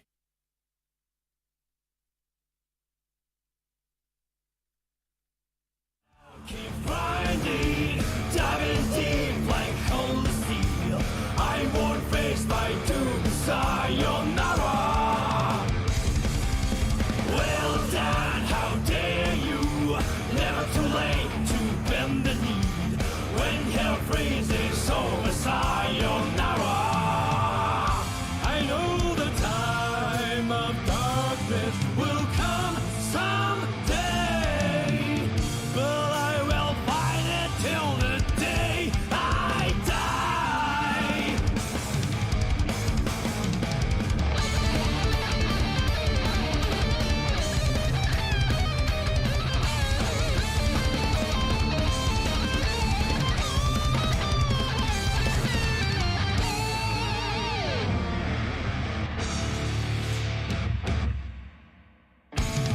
The world decided to reject you. If so, what do you fight for? You must know your place. Now it's time to feast. Bring it out, keep grinding, diving deep like cold steel. I won't face my doom, sayonara. Well done, how dare you? Never too late to bend the knee. When hell freezes over, sayonara. I know the time. What's good, everybody? Welcome back to ARCREVO America. This is, of course, the US West Edition. I am Range, and this is Jake Ryan. And we've already had a dope top 8 so far. Had a dope top 16 yesterday, and we are going to be going to the losers quarterfinals to determine who moves on, who stays alive to potentially qualify for that ARCREVO America finals. We see Jonathan Tene and Apology Man sitting chilling in winners finals, both by the skin of their teeth on those 3-2 victories. And of course, Kizzy going to be waiting to face Stealthy in our match following the one we got next, which is Symbolist and Clock. Yeah, Symbolist, we saw what he was able to do on the Soul, especially pushing Apology Man to the brink after playing against one of the best Soul players on the West Coast, one of the best Zados and Soul in Jonathan Tene. So Symbolist is no slouch. But we saw what Clock was able to do to Dawn. I've never this is the if you're writing a doctoral paper about aggression in fighting games, if you look at how Clock played against Dawn, you've got a very good case to describe how a great defense is a wonderful offense. And Clock is going to try to bring that to Symbolist here. And here's the thing about Soul. Soul has a little bit more agency on the defense aspect here. Before, this was one of Soul's only even matchups. Now I'd say it's a little bit Nago favored, but it is doable for both sides. So Symbolist is going to have a lot cut out for them versus Clock. Clock already with the aggression early on. Yeah, Clock, ooh, never afraid to pump that blood gauge, even maxing it out here. Symbolist does get the punish there, -7. Ooh, and then tossing him in the garbage. Gotta wait for the mask on. Wow, and catch on the backdash. It has such a active hitbox. And like it just catches the backdash really well. So very good stuff from Symbolist. What a round start. 6HS. Continuing that counter hit is huge. Clock still not shying away from it though, and the big bodies usually do a lot of backdashes. They got an extra frame of rainbow on theirs, so no surprise that that's their like primary defensive route. Oh, and the whiff, even no punish. He actually committed to the 6H too early, so it just whipped when the DP whipped. Wow, and great grab on the Fafnir now too, and the bite. It's time for Nago to party. Full tension, full resources, not a care in the world. 5K does catch the PRC though. Symbolist not able to get the confirm right there. Are you blocking? Yes, you are. Nice job. He pulled up. He said, hold this wild throw. First game to Symbolist convincingly. That was solid. And the great defense too. I would be terrified against a just bit Nago with full tension. I got hit. I got hit 10 times. I'm dead. And Symbolist said, nah, I'm good. As soon as he saw that 5RC, he was jamming on that 5K. There was nothing going to stop him from that reframe button. He said, it's coming, whether you like it or not. Yeah, that's one of the things, right, is because the 5K is so fast that even though he missed the command grab and PRC to try to cover it, it was already out there. The 5K was already out there. It wasn't hitting him yet, but it was on the verge of it. So he couldn't actually do like command throw, PRC command throw like we've seen before. He would have had to come up with some other answer. And I think 5K was out there to stuff pretty much anything that he would have tried anyway. Yeah, and wow, Clock with the immediate burst on the close slash. And I mean, I agree with it. You're going to take a big amount of damage, but he already bursted? Wow, that is... Look at his health! Yeah, great job from Symbolist right there. He recognized it, right? Didn't get into that range where he had a block or get hit by it. And a backdash on that command throw, another clean whiff punish. Wait a minute. You know, when you finish that doctoral paper, you have to list the positives and the negatives. And Clock, please don't give us the other side of the coin. Whoa! Oh no! It's happening again. Look at his health! Symbolist was like, I don't even want the corner B. I'm just gonna take 80% of your life. And then again, the aggression. Clock just trying to Fugio forward into the bite once more. This is violence. And here's the thing too. So what we saw Eno not able, this is, oh my god, this is the fastest game of Guilty Gear I've seen in a long time. But Eno doesn't have as explosive combos after Nago pops. And Soul is like, hold this Viper 80%, and it just shows a big number 3 on the screen, and you're like, really? 3-hit combo? Eno hit me 35 times and it did 50%, and Soul Bad Guy was like 3. I can only count the number of fingers I have on my hand. That's all he needs. That's all he needs to count up to, apparently. But great stuff from Symbolist so far, really recognizing when those pops are going to happen, making sure he's in optimal range to get the whiff punish, where you don't have to, you know, get a -7 frame move in there or something like that. So I really like the way Symbolist has played so far, has tamed the Nagori Yuki even, because this dude Clock was running wild throughout top 16 and top 8 in the first round. I mean, we were talking about the power of friendship earlier. I'm pretty sure that Dawn's spirit has inhabited Symbolist. What is going on? And he is piloting this Soul Bad Guy to defeat the Nagoriyuki, the last samurai. It's like the Avatar state. He's just like channeling him. He's like, you must harness my power of the volcanic viper. The fire nation is on the other side. Oh wow, what a throw though from Clock. Yeah, you know, a time traveler, she definitely has powers like that. It's true. It's true. It's canon. Wow. Okay, good. Right now, yeah, Clock very much in control, but yeah, that Beyblade. That's a wrap. Oh, he really. That was a quite the heavy risk right there, because of course, if Symbolist does do something in that instance, right, then the Beyblade is enough to kill, because Symbolist doesn't have a lot of health left. And I mean, yeah, that was the bet that Clock made, but he was gonna pop if Symbolist didn't press anything. Oh no, the backdash. Everything is coming up Symbolist right now. Burst is available on the side of Clock. And Symbolist just waiting. What a Viper! Man, this volcanic Viper, as soon as he got too close. What do you do as Clock here? He's okay. He doesn't care about tension right now. He's just sitting there. He said, yeah, come here, big fella. Yeah, he's just been in complete control at this point. Oh, and then again! Clock just too antsy on the burst. He baited a couple of times. Oh yeah, rush the hair back. Put the hands through the hair again, Soul, please. This is a different kind of violence that we saw Aaron do earlier. This is just complete dominance and control of you're not even gonna hit me and you're done, Symbolist. How Nice stuff. like it's not even disrespectful at that point because Symbolist felt so comfortable letting Clock approach because he knew the punish every single time and had it on deck. So he just sat there and said, I'm going to let you make the mistake and I'm just going to win. And that's exactly what we saw. That was one of the fastest 3-0s I've seen in Guilty Gear. My goodness, what just happened? This is a fever dream. Yeah. This man Clock, he was set to max out that blood, right? He was like, I'm going to do whatever it takes to try to catch my opponent off guard and be overwhelming offensively. But Symbolist just didn't crack. He was well aware. It seemed like he has plenty of knowledge of the matchup. We saw multiple times where he was just like, all right, I'm going to step back, watch you pop, and then punish you heavily. And yeah, even in that instance in the corner, right, that was a great job of the realization of the type of Nagoriyuki player you're playing against. Because Beyblade in that scenario would have popped him, and most of the time when you're keeping an eye on your blood gauge, you think that the Nagoriyuki won't do that last special move that will make him pop, right? So often you start taking your turn a little bit early because you don't think they're going to do it. But he recognized Clock is willing to pop every single round. He doesn't care. So of course the Beyblade is still coming, and he just blocked it out, waited for him to pop, and now he's in loser semis. Great stuff. Yeah, Symbolist definitely playing clean and understanding the type of player that Clock was, and closed it out clean with the Volcanic Vipers. You love to see it. And we're quickly going into our next match of Kizzy K versus Stealthy, the Frosty Faustings run back. If Stealthy charged Dust on round start, I am going to be very upset with him. I'm going to tell him that the next time you enter a tournament, you got to read 3 books because 1 book is no longer enough. All right, he's got to research all the tapes. And Kizzy did win the set, right? Yeah, because he won the set. That's the funniest thing.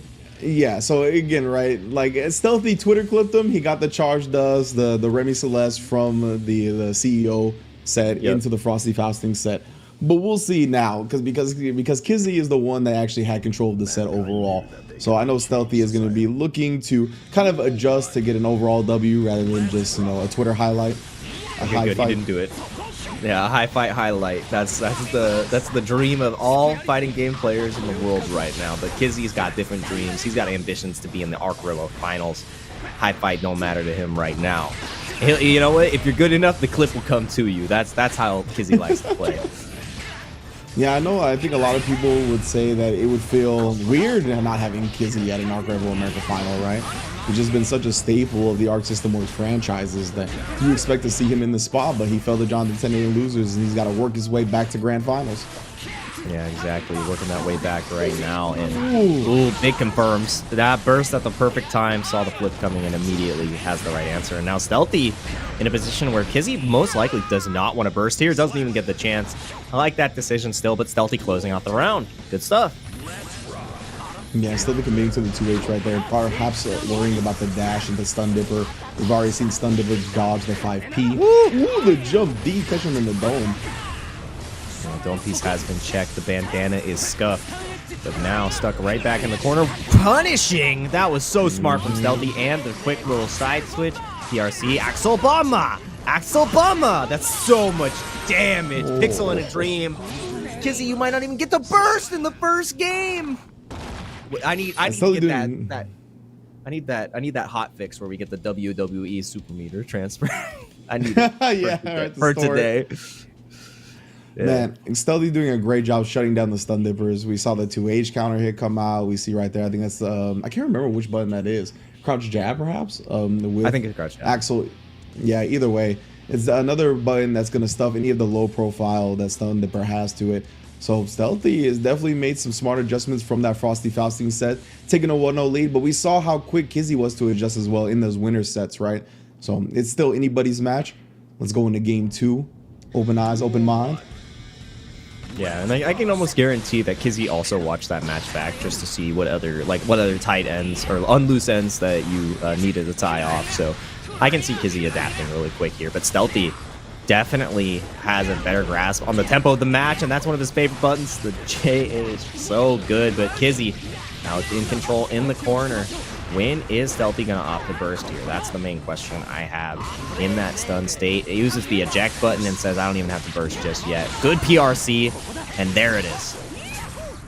And now back to the neutral. So the in shock state, but it's gone away now. UCIV insta blocking that 2H. put him in that range where he can threaten the stun dipper, but he doesn't want to without any meter to RC. Ooh, got caught reaching that time. Tripped up. Now it's all Kizzy. And again, the tap does with that RC meter build for the follow-up. Well done. So good from Kizzy.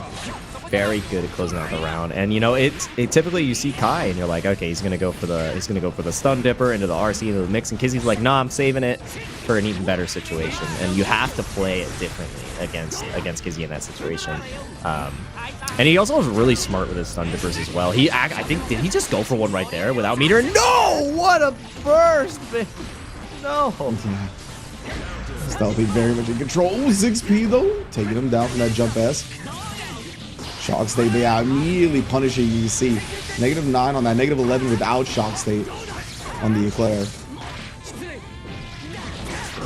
As well. Yeah, close range. He did the Shock State that time. Yeah, PRC so he doesn't get punished. Ooh, and the chip is just too much. Yeah, now the thing about this is Kizzy's not going to have burst for this round unless it goes to the battle of attrition. Stealthy feeling really comfortable here. Could potentially get a 2-0 lead against Kizzy. Nice little conversion from that air game. Even waited to see if Stealthy was going to burst on the OTG. 2H have been working out, even catching the far S this time. We'll see if Kizzy tries to take to the air a little bit more because Stealthy has been controlling that ground consistently. Little dash block trying to get close to take his turn, but he can't do it yet. Yeah, and I really liked Kizzy's approach there too. He tried to go for the jump S to catch the rainwater. Didn't have the spacing just right, but there we go. Big confirmed PRC to get the correct extension. No burst utilized by Stealthy just yet. Trying to save it. And now back to that space where Stealthy wants to be in neutral. That full screen where Kai has to overcommit. What a PRC to stop the dust! Yeah, he tried to throw, so he PRC to cover his air throw with, but Jump D's still too active for him to do anything. Burst on both sides. Great counter hit. Nothing to confirm, but the grab comes out from Kizzy. Tension is available. When are you going to burst? Gold burst! And he's going to get... No, doesn't get the man grab. What is the interaction? Are you dead? Oh, no, he whiffs. Ah! Stealthy closing it out with a 2H on the ground and approaching again. Somehow taking that match back. Yo, PRC up drifting on the command throw, not only to stop himself from actually getting Sacred Edge punished, but to also dodge the Sacred Edge entirely. All right, Stealthy, you're pretty good, dude. You're pretty good. That was nasty. Like, I saw that and I'm like, oh my god, he's dead. And then Stealthy said, unless. And he went, I can't. The layers like, he could have just PRC'd and blocked it, right? But he went one step further and drifted up from ground state to make sure to dodge it. That was impressive.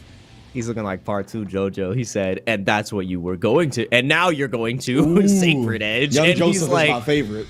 Yeah, he just young Joseph him. I mean, he is the young man right now, and you're definitely like, what? How did he know? And then the Pillar Man theme starts playing. I can't. Stealthy right now.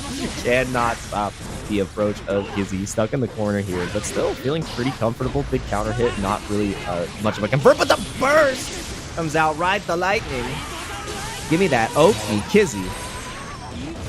Not a good start for Stealthy in this round. Stage transition with a plus frame. Just takes the backdash. Kizzy has him in the corner already. They'll be trying to make something happen. Ooh, I'm not sure what that 5K was about. Instant block trying to get into that range where he could threaten with Stun Dipper. And as soon as he did, Stealthy took to the sky. It was very smart. And it gets stuffing the Stun Dipper attempt right there. Yeah, man, Stealthy is so smart here, but the PRC! Oh, but Kizzy using the Stun Dipper right there towards the end of Jump S and getting past it and then PRCing for the approach. That was so good. Yeah, it caught Stealthy slipping because he was in recovery, and Kizzy said, all right, hold this 2H, baby. You're dead. And I love to see that. But now Stealthy showing up alive in this second round here. Burst still available on Kizzy. So even if Stealthy is able to establish a lead here, which it doesn't look like he is, it's going to be hard for him to fight back. No burst still available. So much damage. We thought Soul did damage. That was over 60%, baby. All right, show me the extension, but no, the drop. And that positive bonus getting him so much meter on the Stun Dipper hit builds him just enough to RC and get the full kill. All right, Kizzy not going quietly into the night by any means.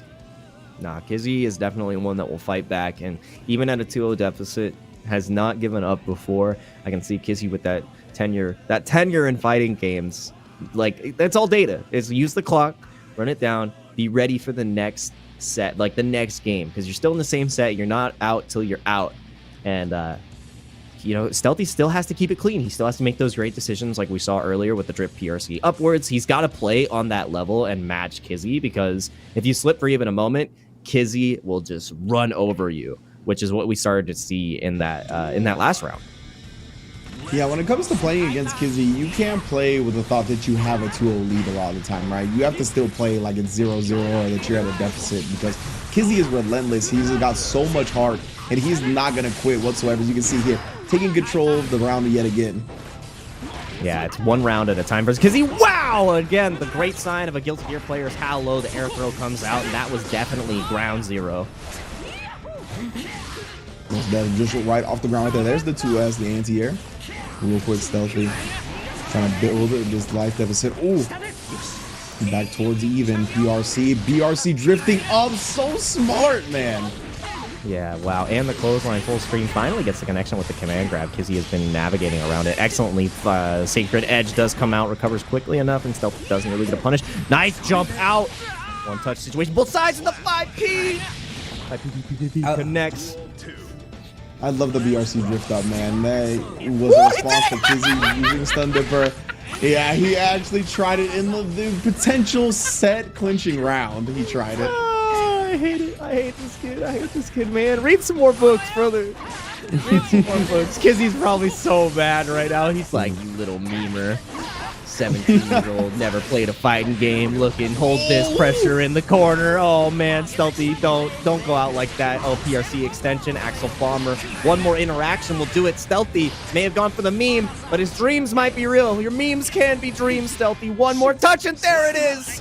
Eliminates Kizzy K. We will not be seeing him at the ARCREVO finals. He may have missed the charge dust, but he charged us straight into our hearts. 2 games away from going to the ARCREVO finals. 17-year-old Stealthy Ninja Man. Yeah, Wow. man, Stealthy getting very close. Well done to the boy again, right? Our little foundling, all grown up now, making top 8s in every fighting game he enters. Well done, dude. Taking down a Titan in the process right there. I know a lot of people had their favorite person in this whole bracket taking it is Kizzy K. So the fact that Kizzy dropping out and loses quarters, I know that's definitely going to be upsetting to a lot of people. Definitely a fan favorite, as we said before.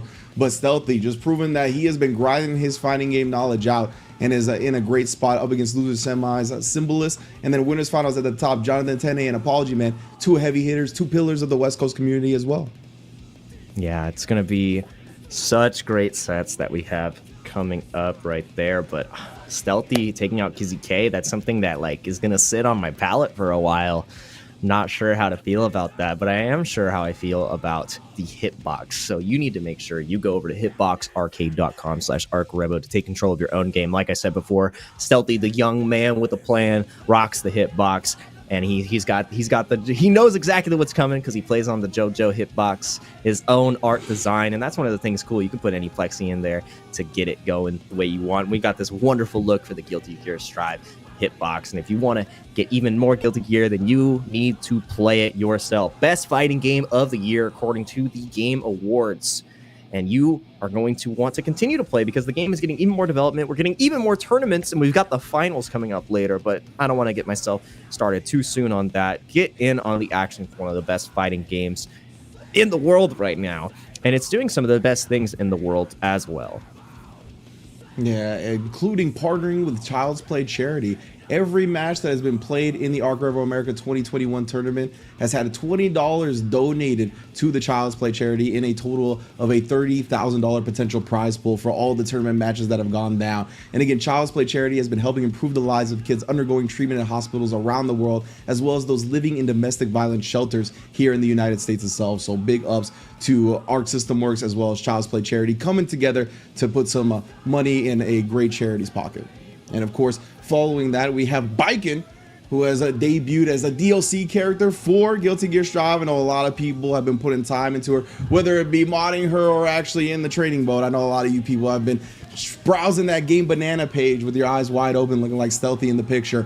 But I'm telling you, the gameplay is great as well. She's got plenty of stuff to explore, lots of shenanigans regarding the parry as well as the tether. Definitely something to look forward to, and it's going to be something to look forward to as well over at ARCREVO Finals, going down March 19th, 2022 at 11 p.m. Pacific is when everything is going to kick off. Right here on the channel you're already watching, it's going to be trailers, announcements, matches, everything you could possibly want regarding Guilty Gear Strive will be going down at the finals, powered by Esports Engine. So make sure you hit the follow on this channel right now, because it's just in little over a month to go. And we just got a little bit more tournament left as well. We're down to top 4. Winners finals is coming up when we get back, then loser semis to follow it. Don't go anywhere, because we're crowning 2 qualifiers for ARCREVO Finals today.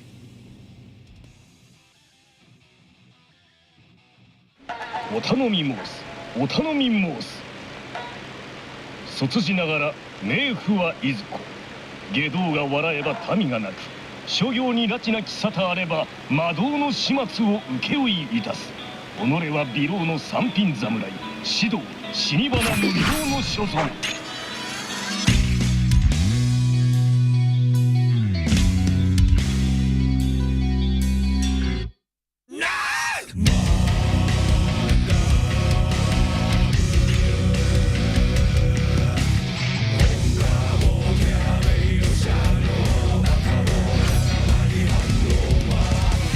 There's no winning or losing, just knowing yourself.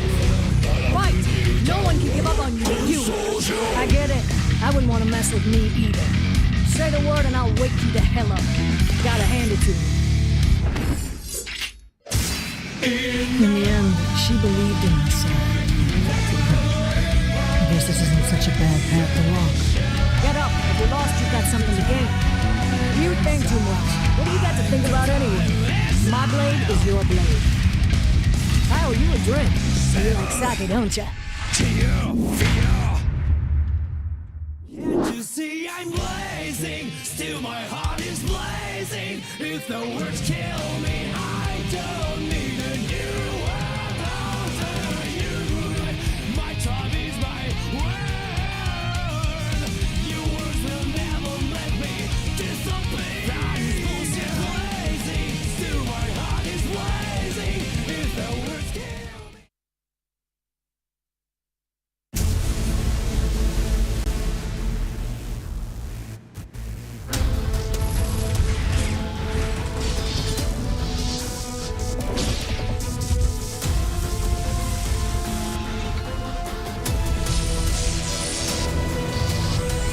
The most important thing for me is drama.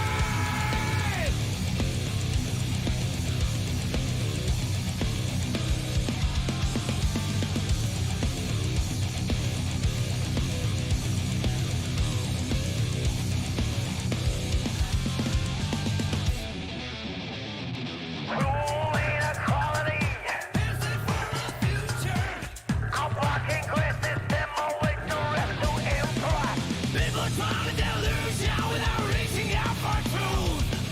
So shielding had the truth.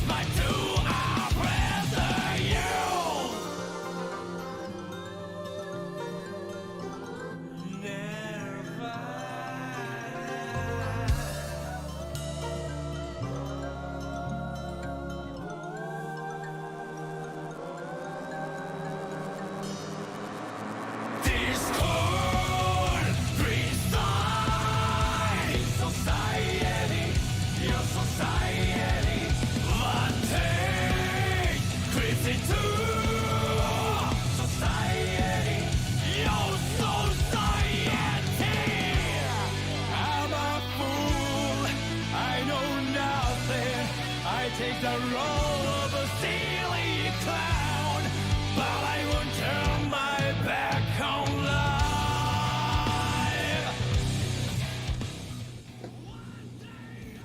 We started with 8 players at the beginning of the day. 4 remain, and right now we're waiting for the top 2. But the top 2 for you right now is myself, Jake Ryan, joined by Ringe, bringing you the comms for the action. Ringe, 4 remain, and 2 left to be decided. And now, only one of our 2 picks can potentially make it to the top 2. No more Kizzy, but Jonathan's still alive as we get into that winner's side of the bracket. As you can see, this is how the bracket is shaken up so far.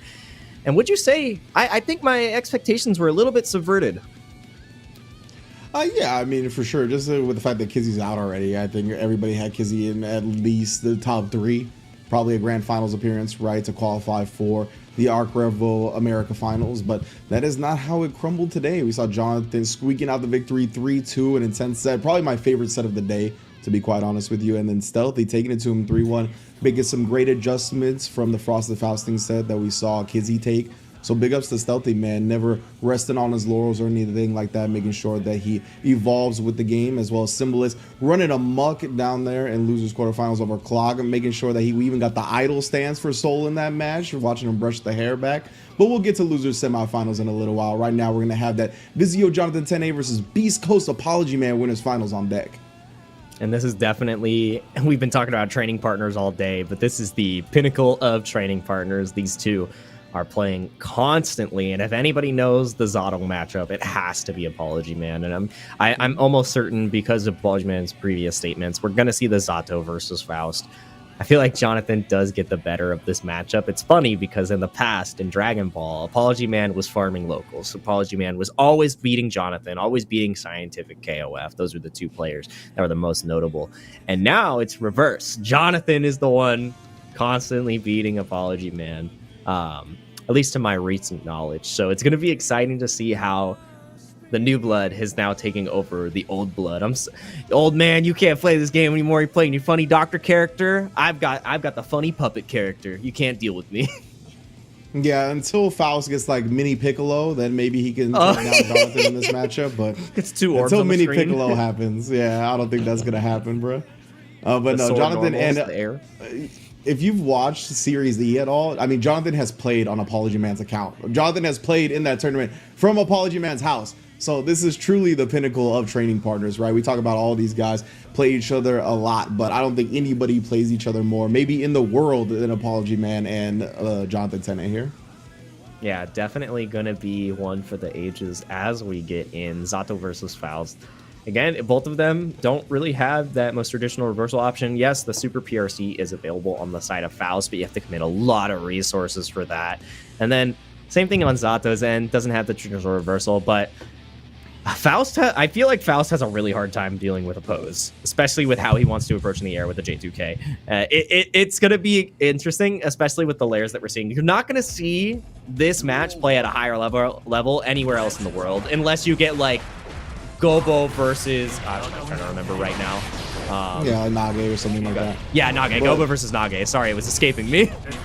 But like Apology Man at the same time, right? You mentioned that Super PRC. It does only take 50 tension, right? Of course, it does take the 50 tension, but it doesn't take 100. So that's like the one cheap thing he does have. I won't let Apology Man get away with not calling that cheap.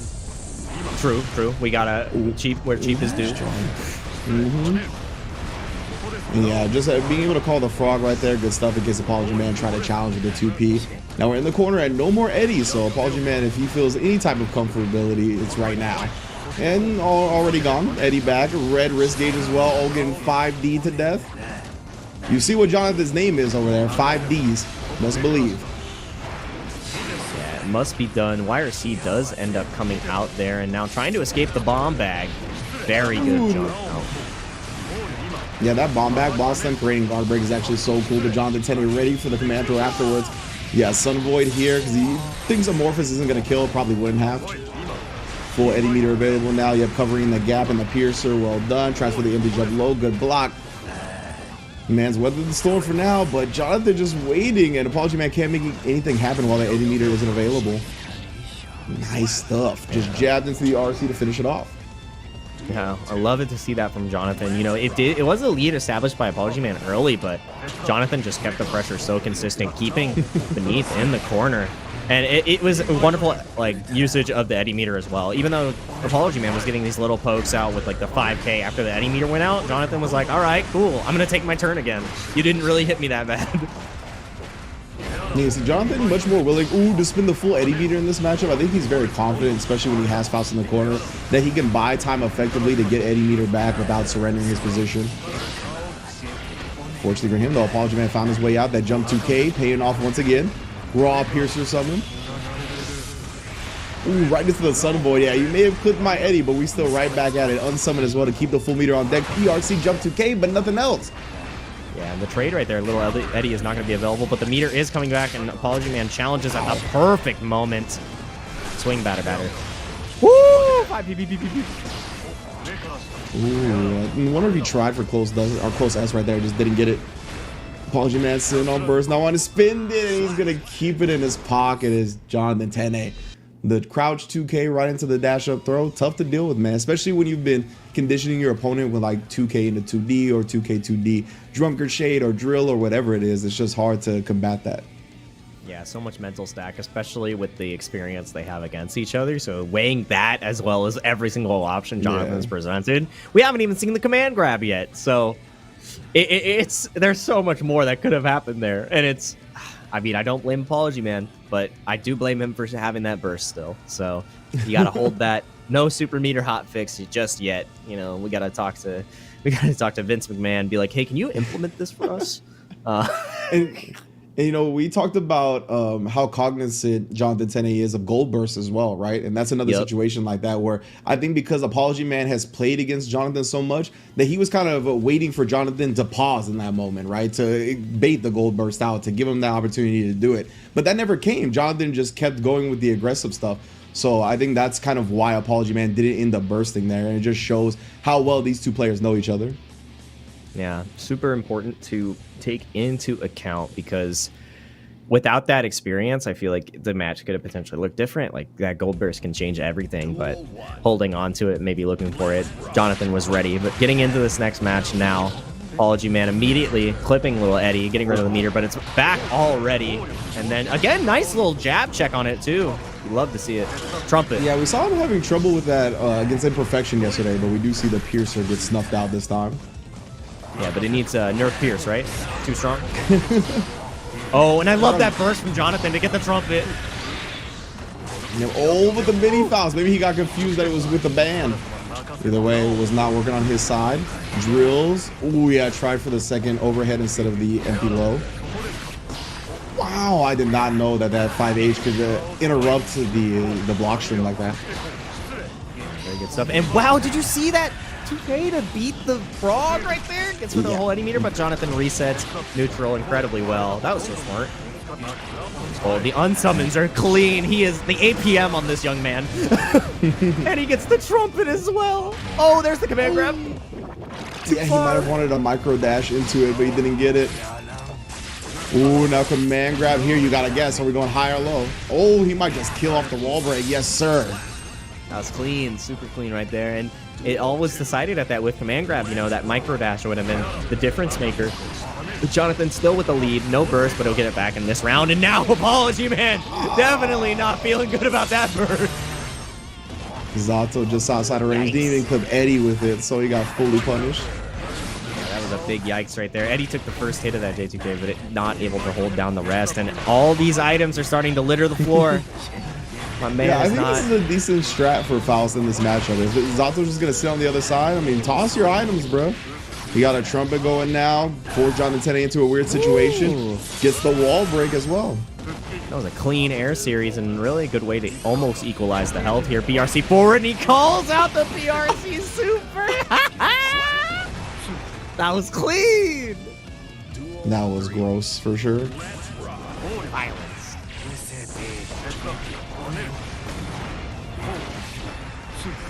Ooh, the trumpet was about to make its debut, but stuffed back in with Pierce again.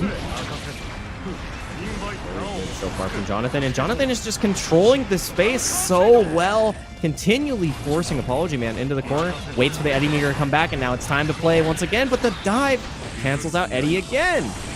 Look for the bomb. Oh, both of them. Yeah, I've got the opposing. Oh my goodness, and it combo because of the banana peel. Oh no, Apology Man, I'm so sorry. That is definitely some Apology Man luck right there. He comboed himself.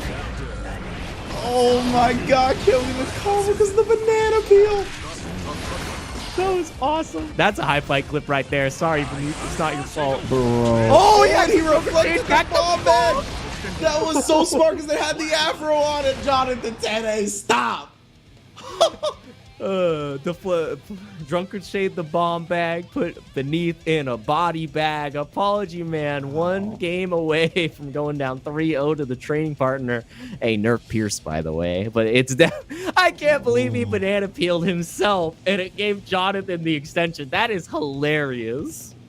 That's right. I have to play it back in my mind, but I think it's the 5H, and 5H on air hit is very hard to combo off of, but the banana peel sends you into the air. So the frog was very easy to extend after that. Oh, man. That was right. And we haven't said this yet, but remember, the top 2 finalists qualify for the finals. So whoever wins this match does qualify. Yeah, so They're Jonathan guaranteed a top 2 finish. Yeah, one step away from another hitbox and going to the ARCREVO finals, which would be a fantastic step for him, you know, early on in his fighting game career. This is only his second fighting game that he's played at the competitive level. I feel like this is the last tournament that we've seen Apology Man on Faust. Like after that, after the banana peel combo, I actually think he might switch. Yeah, it might be time. It might be time. And right now, young man Jonathan 10A is putting the sword into the chest. And this is looking rough. One more round to go. I was calling him. It's tough not to be mentally crushed after that last round, bro. It's really hard. I mean, we call Zato Shadow Jim Henson because, you know, he summons the frog, or he summons Kermit the Frog, the Muppets, but, I mean, that was some Hanna-Barbera combos with the banana peel. I'm saying some Scooby-Doo stuff on the screen now, and he's going to need to solve this case quickly, or he's going to... You don't want to take off that bag, bro. Believe me. No, don't take off the bags. It was Old Man Jenkins the entire time. Oh, we didn't burst quick enough, so we actually still got hit by the bomb. Ooh, wow, they're breaking the law to avoid the goons. Nice. They can't find me down here. What a mix-up! He broke the law, broke his ankles. Old man, you can't take these hits anymore. Amorphous. Uh-oh. Yeah, response to the super, but he recovered in time. Oh, that's so unfortunate. Yeah, that Pierce, oh, wait a minute. Counter hit from long distance is going to do fat damage. Oh, enough to kill? It's like, I'm swinging. I'm not going down without a fight, all right? I know he told me to go towards the light, but I'm not going to. Good stuff from Apology Man here. Trying to slow this down, trying to get himself back into the game. Oh, no! He's like exploding. Can recover from the twist in time. Sends the bomb over there. The story of this match is Apology Man losing to his own items right now. This is definitely rough. First the banana, now the bombs. All too far behind, yeah, so he's just gonna wait out the bomb. Nice, coming off the meteors. She's putting him in the corner as well. 5D into the RC. Yeah, getting the 2S extension right there. Unsummon afterwards. Right, very good. The Pierce does trade with Apology Man, and now stuck in this situation. Great oppose, and we were talking about that earlier. The oppose is such a good answer to the dive right there, and just gets out of dodge. Tornado. Staying alive for now. Ooh, the item super. Got a couple of bombs in there, and Afro's looming. Oh, the bombs! And he's got the throw now too, again. Oh, no! That pushed by the reflected bomb again. And it's over, yeah. Oh, no! He actually got rid of little Eddie. Oh, the hurt box extension still clipped, and it's not over at all. Apology Man staying alive here in the set. That burst was perfect because the frog was coming out and it was lights out, and the burst gets rid of little Eddie. He had the tension. He bet it all on the dive, the drill. And oh man, what a Apology Man staying alive. He's like, I'm not going out with 3-0. I'm not going to let it happen. Yeah, exactly. Wow. Like you you have to burst in that instance, right? But you're not going to hit Zato. So that does give a window for Zato to dash up and punish, but I think he was too far to actually get it. So good stuff from Apology Man staying alive right there. Immediate burst from Jonathan because of the extended hurt box of like the scalpel that actually connected, but man, Beneath clutched it out. And there was something I wanted to talk about regarding the cross under and breaking the law, but so much happened since then that just forget about it, man. We're still in the set. Look at these guys just swinging haymakers to start it off. Yeah, definitely. I know we had lariats earlier from Axel, but the haymakers from Zato is just swinging big counter hits. And Jonathan feeling great, not able to Drunkard Shade that one, but still feeling great. And, you know, even though that, hey, the Sharks are hungry, they got to eat sometime, okay? The aquarium is still open. Are you dead? Oh, you can't even burst!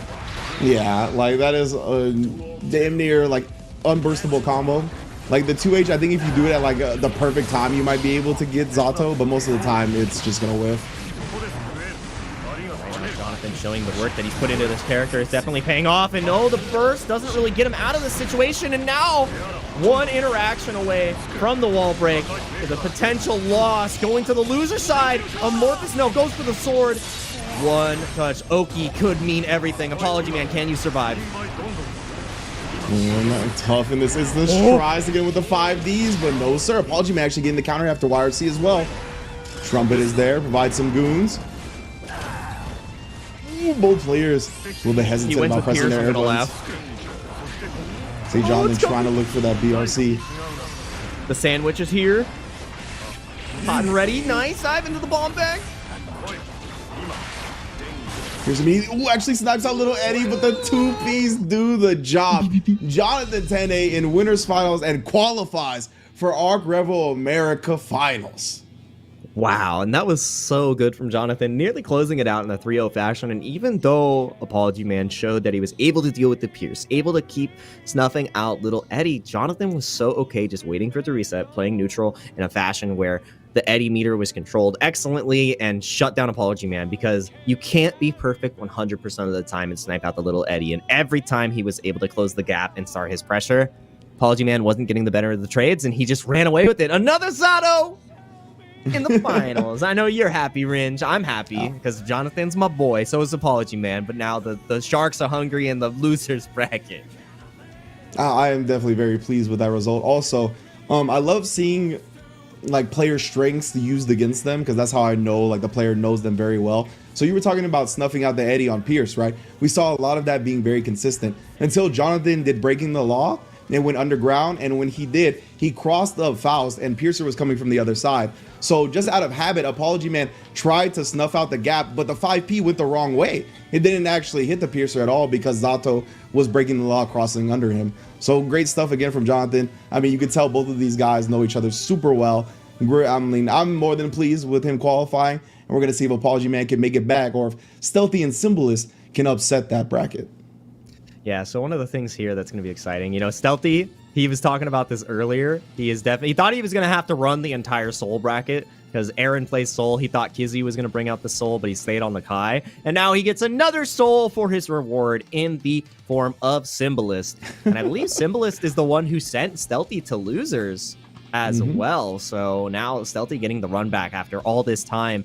And I know that Apology Man does not want to play against Axel. I know that another player from the East Coast, Hook Gang God, says that Axel is not a great matchup for Faust. So I feel for Apology Man that, you know, he just had this recent showing at the Dragon Ball World Tour where he fell one game short from qualifying for those finals. If it happened again, this man is the unlucky. He's playing the RNG character and his luck is that bad. It might be time to switch, buddy. It might be time. So wait, so you're saying one game away from Dragon Ball final qualification? Wasn't he like one game away from Kumite, like top 8 or whatever? Yep. Too? Like, it is a running trend now, and I think Faust is the determining factor. He can't play Faust in Dragon Ball, but definitely I'll tell you, I don't like banana this peel trend. combo. He ain't gonna play Faust no more, bro. There's no way. You can't. It's a wrap. Just put him in the dirt. Myken's my new main. Oh, double counter hit, Stealthy. Yeah, get off. He's being a little antsy. Nice DP. Oh. I respect that. You can see Symbolist responding to RC with one of his own. Ooh, the late backdash right there. Stealthy's so good. Doesn't matter though. Symbolist too aggressive, staying in his face, not giving Stealthy any chances. Yeah, no chances to fight back. What an air throw. Thought Stealthy was going to go for the jump, but wonderful answer so far. Just staying glued to the ground. Staircasing him down with the 5Ps. Continuing the pressure. 5P catches him out, and big damage from Stealthy. Feeling good right here so far. I love Stealthy just jumping back to mid-screen as well. He wasn't even cornered yet, but just making sure he doesn't get put close to that situation. And oh man, the way Stealthy is controlling that space is so strong, but no, the big counter hit. Yeah, I was gonna say, with more room to retreat, the stronger Axel is, and he's got no room to retreat now. Up against the wall, actually wall splatted, so he's not even gonna get to burst. Ooh. Vince, Burst please. legit was I need built the back with that change. wall splat. I need the hot fix, man. I need the hot fix. Give me the burst. Give me 2 bursts. No. No, Never it's that. not allowed. Never that. Never those. Oh man, but Stealthy getting pushed to the brink against Symbolist right now.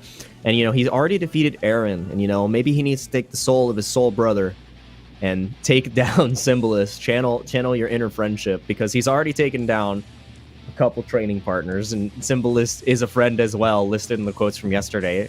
I can't believe he's just having to carve through all his friends. This is tragic. I feel like you got the right circle of friends, bro. yeah, this is an anime villain story in the beginning right here.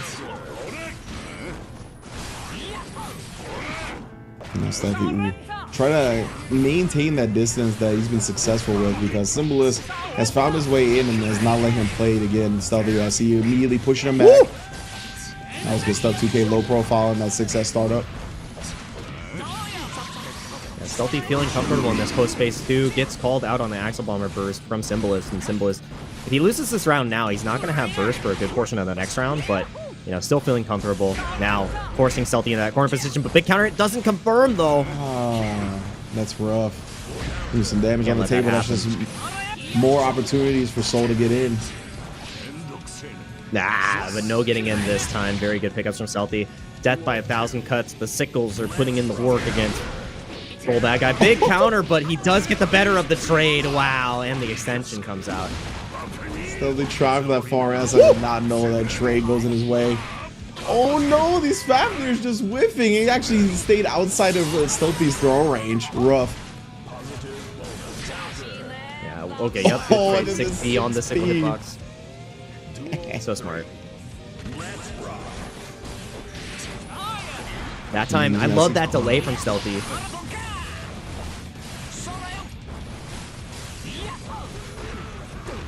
Ooh, I like Symbolist finding his way in, getting the dash, respecting that jump S once he gets to the range where it's tough to 6P. Ooh! Now you're in the corner. This is my neutral. Ooh, I thought he was in the 6P right there. Nice counter hit. Yup, now I get the better of the counter hit. You got it last round, but it's my turn. Wake of DP. Love to see it from Symbolist. And now Stealthy trying to keep the distance. So good. Is it burst safe? And he goes for the RC, but not able to block. I think he got crossed under. Does not matter. Stealthy evens up the scores. Yeah, a little scary for Stealthy in that instance right there. Symbolist got close again, but he was able to scramble to victory effectively. Good stuff. Yeah, definitely comfortable in the scramble. And now, first to 2 set between these two. And that's the thing about these characters as well. Depending on the counter hit, like trade, if they clash with each other, one of them can get a combo based on like where the opponent is in the air. We saw that even though Stealthy didn't get the better of the trade at the round start, because Symbolist was in the air and got counter hit on the jump S, Stealthy gets a full confirm. And that's just how it goes. It's like, depending on where you are on the screen, who's going to get the better of this trade. And that time, Stealthy got paid in dividends for getting the set. Well, not the set, the game. Yeah, we saw the exact same interaction up against Aaron. Nice job cutting the helicopter short because it does not have an upwards hitbox. Saw Symbolist go to the sky, definitely got exposed. What a whiff punish right there. FD'd him away. Thought he was in range to far S still, but not quite.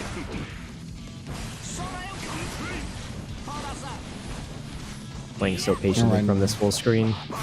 Oh, wow. Just one hit of the Air Bandit revolver.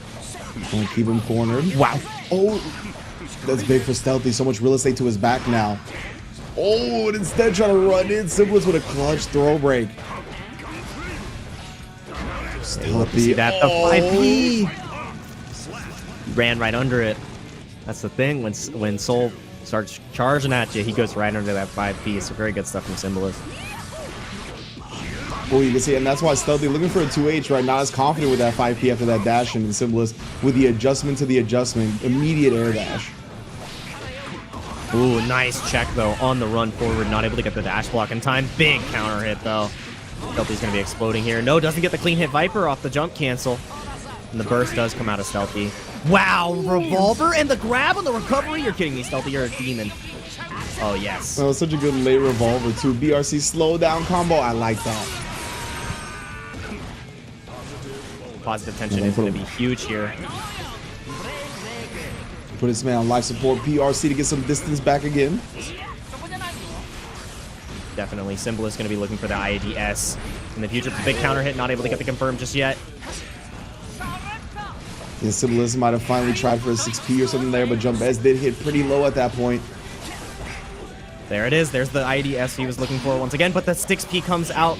Not able to get a full confirm, and the 2K. Oh, wow. Such a good low profile tool. And yeah, he tried 6P in a bandit revolver, but when you do 6P into a quarter circle forward motion, a lot of the time you get DP instead, and that's what happened. Uh-oh. Damage here, still stuck in the corner situation, but the back throw from Stealthy, the confidence. Block on the DP. This is huge burst immediately. Yes, you needed to. Yeah, I like Stealthy just going for the full punish right there. Not trying to hard bait the burst. Dodging the Night Raids as well. We haven't seen too many from Symbolist yet. We'll see if we get another one considering he has RC meter on deck. No, instead makes his way through the skies, gets the jump P confirm all the way to the corner. PRC to make sure he doesn't get punished on that 6H. We still applying the offense. I love the eject button. Make sure he gets out for free. Rainwater does not get punished on the chase down. You can actually bandit Revolver to catch it, but I haven't seen any of the souls doing it today on Stealthy. Yeah, Stealthy still got to be concerned though. That wrist gauge so cranked. Any hit means death. Yup, and there it is. Death is imminent. Symbolist is showing you the skulls on the screen. The symbols are present. One more game to go, and Stealthy will be sent to the at-home, actually the offline bracket that he has to play in now. I believe top 8 starts at 2 p.m., so he's playing in 2 brackets right now. Online and offline. The true demon. You know how many books he had to read to go to both those tournaments? 2. Oh, 2. I forgot. It's only 1 per tournament. It's not 3 yet. It's 3 after today, though, right? Exactly. It's 3 after today. If his reads are no longer strong enough, he has to get back on the grind. Got you. I got you. Symbolist looking good, man. Has definitely come in here, putting bodies and bags. Very close winners set up against Apology Man, and then here we saw him clean clock, and now right now up 2-1 on Symbolist or on Stealthy. And Stealthy can most definitely bring this back. The Symbolist has just been making the most of every interaction they've been having. Well, great just blocks, too, from Symbolist when he's trying to approach on this Axel. I love to see that. Yeah, and he showed like... Oh, no. Oh, no. The instant block even. Didn't even get pushed back. Actually keeping the corner, too. He's like, I'm not even going to wall break just yet. I have the meter that I need. Rather just keep the situation. And the wild throw doesn't put him all the way away yet. Oh, never want to headbutt a gear, fam. Symbolist running away with this. Yeah, gear is incredibly metal. And that nice clean hit Viper, almost 50% already burned. Stealthy starting to fall apart, not able to close this out. And now Symbolist trying to finish, and that should be a wrap here. Tyrant Raid doesn't even need it. 3-1. Stealthy sent to the offline bracket. Better luck next time. Ending at 4th place. Sadly, not going to be able to see the Stealthy versus Apology Man match. Symbolist has some other ideas trying to get to that top 2. Wow, what a top 8 that we've had so far. Only a few matches left, and it's been fantastic so far. And if you want to be fantastic, Ringe, what do you have behind you right there? I feel like I've seen it before. Oh, that's just a hitbox, and you can get one of your own over at hitboxarcade.com/ARCREVO. You can see you get the beautiful customized Guilty Gear one as well, and all of our finalists are competing to get their hands on one of those customized hitboxes. And yeah, just one of the best control options in the business, really. So make sure you go on over to hitboxarcade.com and check it out. They got all kinds of options available, the cross up as well. So anything that you fancy is going to be over at hitboxarcade.com, of course. I know y'all fancy this Guilty Gear Strive. It was Fighting Game of the Year, after all, according to the Game Awards. So you're tuned in now. You've been tuning in throughout the ARCREVO America tournament. It's been a great one so far. Again, this is the last event before the finals. We got a bunch of top-level players already qualified, so we're going to crown 2 more qualifiers today. We've already crowned 1 in Jonathan Tene, and we're going to be coming back soon with Apology Man versus Symbolist to see who actually gets in. And I mean, what's been a really dope thing about ARCREVO America is the partnership with Child's Play. And every single match that has taken place in the ARCREVO tournament has had a $20 linked donation from Arc System Works to Child's Play that has been improving the lives of people undergoing treatment at hospitals around the world, as well as kids living in domestic violence shelters throughout the United States. So big ups to ARCREVO America, Arc System Works, and Child's Play for coming together on this collaboration. And who have they added to this game, Jake Ryan? I believe it's somebody that people are a fan of. Yeah, to spice things up even further, she may not have 2 arms, but she's strong arming us to continue to play the game. The katana and everything, the Yasan sense and the strong overheads coming from Baiken. She is such a fantastic character. There's a lot of depth to the character, especially with the combo routes and everything you can do on her.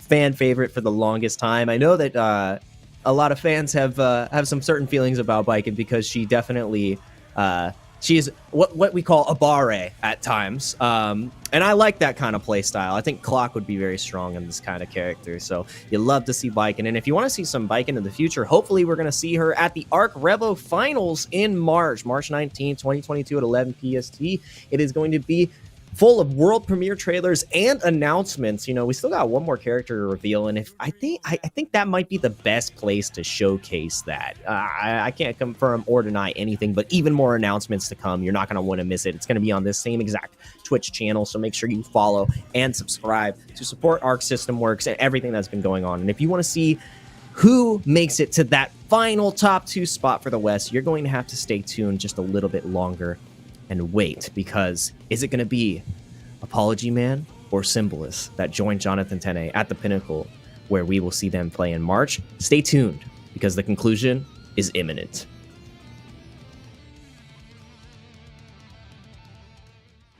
お頼み申すお頼み申す卒じながら冥府はいずこ外道が笑えば民が泣く諸行に拉致なき沙汰あれば魔道の始末を請負いたす己は美老の三品侍指導死に花無病の所存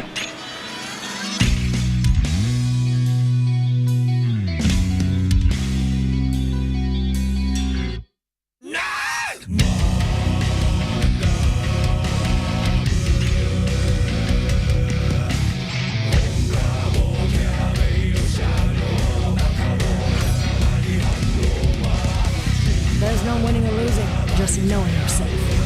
Fight! No one can give up on you. I get it. I wouldn't want to mess with me either. Say the word and I'll wake you the hell up. Gotta hand it to you. In the end, she believed in herself. I guess this isn't such a bad path to walk. Get up. If you lost, you've got something to gain. You think too much. What do you got to think about anyway? My blade is your blade. I owe you a drink. You like sake, don't ya? Can't you see I'm blazing? Still my heart is blazing. If the words kill me, I don't need a new world order. You, my time is my word. Your words will never let me disappear. That is bullshit blazing. Still my heart is blazing. If the words kill me. There's no way you'll believe me when I say this, but I'm really hoping you guys win. Because I'd like to see you again.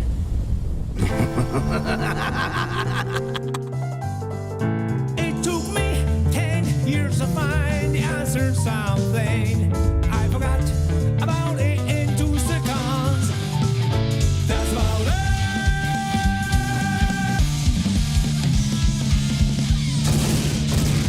I don't care about winning. I'm just here for the pleasure, not the fights. But you, this world world is a broad, colorful carpet. But if you pull a single thread from beneath your feet and start to unravel it, you realize in the end that the carpet's just made of one long thread. That thread's is necessity. Everything is connected. One may witness an unfathomable sight and call it a miracle, but that's a mystery. It's all cause and effect, and you should never mistake necessity for fate. Humans have the freedom of choice. Come play with me again. Can't you see I'm blazing? Still my heart is blazing. If the words kill me, I don't need a new world order. You, my tribe is my word. Your words will never let me disobey.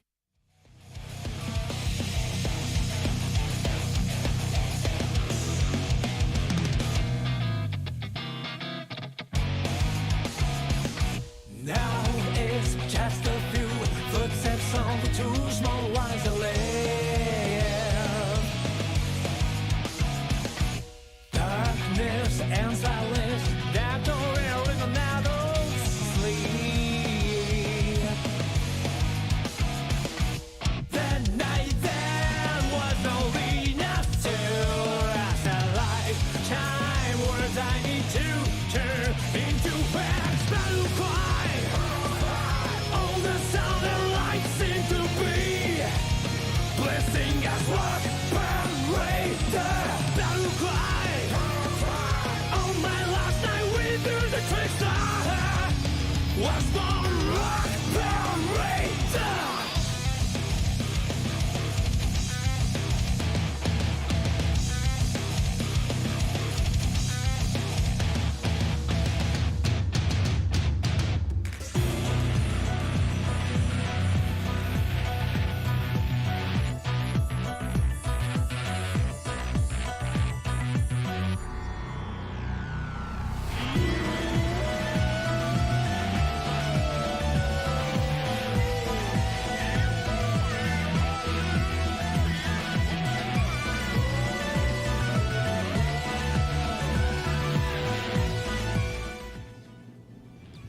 And welcome back to ARCREVO America 2021. This is the US West Edition. We're trying to crown our last qualifying member for the ARCREVO America Finals. We already got Jonathan Tene, right? He's in Grand Finals, winner's side. He's big chilling. But next up is going to be the match, the Losers Finals. Usually the Grand Finals is the granddaddy of them all when it comes to the matches right here, right? But right now, this is how we find out who the last qualifier for the finals is going to be. Apology Man versus Symbolist. Jake, how you feeling about it?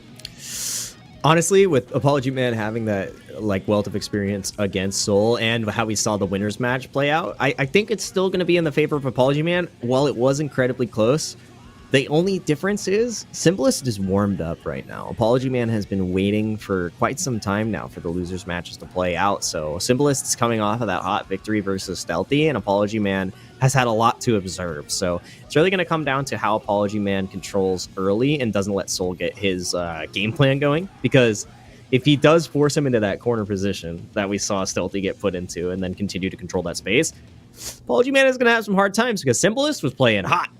But again, my heart's with Vineeth. Yeah, and I like the point that you bring up about the momentum coming into this match, because of course Symbolist rocking it in losers bracket, right? 3-1 over Stealthy, 3-0 over Clock, doing really well. Already got really close to being Vineeth in the first place. And Apology Man coming after the way he lost to Jonathan on the banana peel and all these random item interactions. Like, in terms of the mental game coming into this, I gotta imagine they're on opposite ends of the spectrum. Maybe Apology Man, who has worked on that very much so throughout his fighting game career, resetting his mental state and whatnot, is gonna be real hard considering what happened and the momentum that Symbolist is bringing into this match. I mean, it's gonna be tough. Yeah, it's going to be tough either way, but this has to be the highest pressure match other than the winners finals to win right now, because the winner moves on to the ARCREVO finals, gets the hitbox and all, kit and caboodle, while the loser gets to turn off their monitor and think about next year. That one hurts. That one hurts, definitely. And we're going to see who's going to get the hurt put on them right now. Beast Coast Apology Man versus Symbolist. The hero that Ebonic Plague wants to grow up to be. right there on the screen. Shout outs to Ebonic. And immediately the clash in the beginning. We are starting off strong. 5K? What do you mean? Yeah, I love the fact that he recognized how high up Jump 2K hit. So he's like, I'm 5K, bro. You are not at advantage here. No chance. Oh, big extension dimension. My goodness, we thought Kizzy was the confirmation station. Capture master symbolist. Ooh, headbutting as well. Let him know. Show him the power of the headband and then reaching. Doing a little bit of teaching. Symbolist with the first round. The '1 headband. He's earned it, all right? He's eliminated the power of friendship in that of Stealthy and said, I'm taking down another one. Your whole village means nothing to me. Yeah, and again, Symbolist responding to getting hit by a Jump 2K with another 5K of his own. Able to take his advantage afterwards. We see trying to back up, keep Apology Man cage, but no cert command throw. How are we going to approach this? Ooh, late overhead right there. Immediate YRC. I like that burst from the side of Apology Man to keep the corner. The throw is burning. And yeah, That's like why this Symbolist spacing was was most respectful. important. Meteors? That was close. Definitely would have comboed into the meteors off that 2K. That's why Symbolist immediately bursting out. Aria the other side of the corner, but waits for the PRC super. Oh, nice job. Jump S, but couldn't convert. Jump K challenge on the bomb bag, but not enough to kill. Oh, the wild throw after the PRC. Not even a quick cancel into it. That was clean from Symbolist. And we are seeing that momentum we are talking about come into a huge play here against Apology Man. Now, down one game, has to start climbing back up. Yeah, man. Symbolist, I really do think he's very confident coming into this. You could see the 5K challenges on the bomb bag, the 5K challenges on the jump 2K. Like, Apology Man is not getting away with much, right? And that's one of the few things that is a pro for Faust in this game, is that because he's so underrepresented, people get caught off guard and they're not so optimal with their responses to situations. But if you take that away with the way Symbolist is playing, it's going to be even harder for Apology Man to take this. Oh, 100%. And, you know, Symbolist continuing to show his confidence with the Bandit Bringer immediately on the round, but the Trumpet is picked up by Beneath. And, oh, big extensions. Look at, yep, forces the burst. You have to there. Yeah, Symbolist already doing some healthy damage. Ooh, the jump 2K from long distance that time, not in threat of being 5K'd after. What a 6 HS right there. So smart. And now being forced back into that screen position where Faust has control. Yeah, man, we've seen Apology Man. Yeah, when he got Scalpel happy before, Symbolist did punish with a Night Raid, so not being overzealous about it now. RCing off the jab confirm. Try to take him all the way to the wall. Does get the mini fouls afterwards. So many Ooh, free items type too off of that items. mini fouls. Oh no. He's counter hit, but too far for the actual combo that he was looking for afterwards. Another mini Faust on deck. Oh, doesn't even need the activation. 5P after the Bandit Bringer for the punish. Yeah, super solid stuff. And, you know, Symbolist, he didn't really have many options there, too, especially with the mini Faust sitting behind him. And he got cross-undered after the Bandit Bringer anyways. So I like Symbolist fighting back. And now this is a dead even set, especially with Burst being available shortly. But the risk gauge is getting cranked, and I love the throw right there. And he's going to get the Trumpet, too, as long as it stays. He's back up. Yes. Yeah, prioritizing getting the Trumpet on. Yeah, great job. Double jump confirming. Staying out of the way of the marching band. Oh my goodness, the double jump forward into the Bandit Bringer to avoid the meteors. Still, though, he's cornered himself now. And the extension does not get the burst bait. Tried to go for the full combo. And now waiting patiently. You love that. Utilizing the clock to his favor. Apology Man. Waiting for him to make a mistake. Night Raid into the cancel once again. But the backdash comes out. Symbolist trying to keep it safe and consistent. So many Ps. Did you profile that? Yeah, that jump 2 or that 2K definitely has the ability to do so. Ooh, and then the jump S though, taking advantage of the goons. When your friends turn their back on you, it doesn't look good, especially for Apology Man. Trying to make it back to his training partner and good friend Jonathan, but Symbolist has other ideas. Oh, big counter hit. Not able to get the clean hit off the car, a little bit too far. And unfortunately for Symbolist, but still a great start. Apology Man trying to FD him away. Got that bomb bag, some pressure relief for now. So yeah, you can see it really not committing to these Scalpels, trying to bait Symbolist into doing something from full screen. Oh, big jump combo. H shuts No. down. Oh!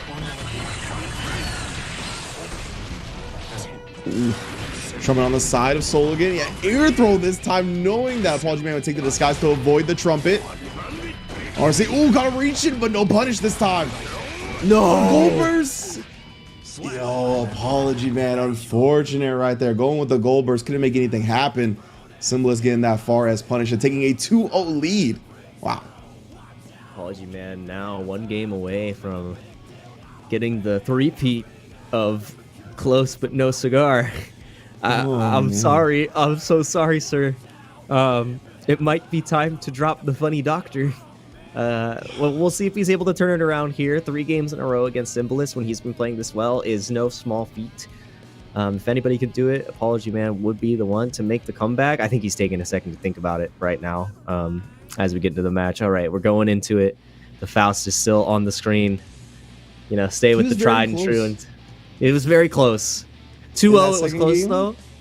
In that second game, it was close, though. It was. It was unfortunate.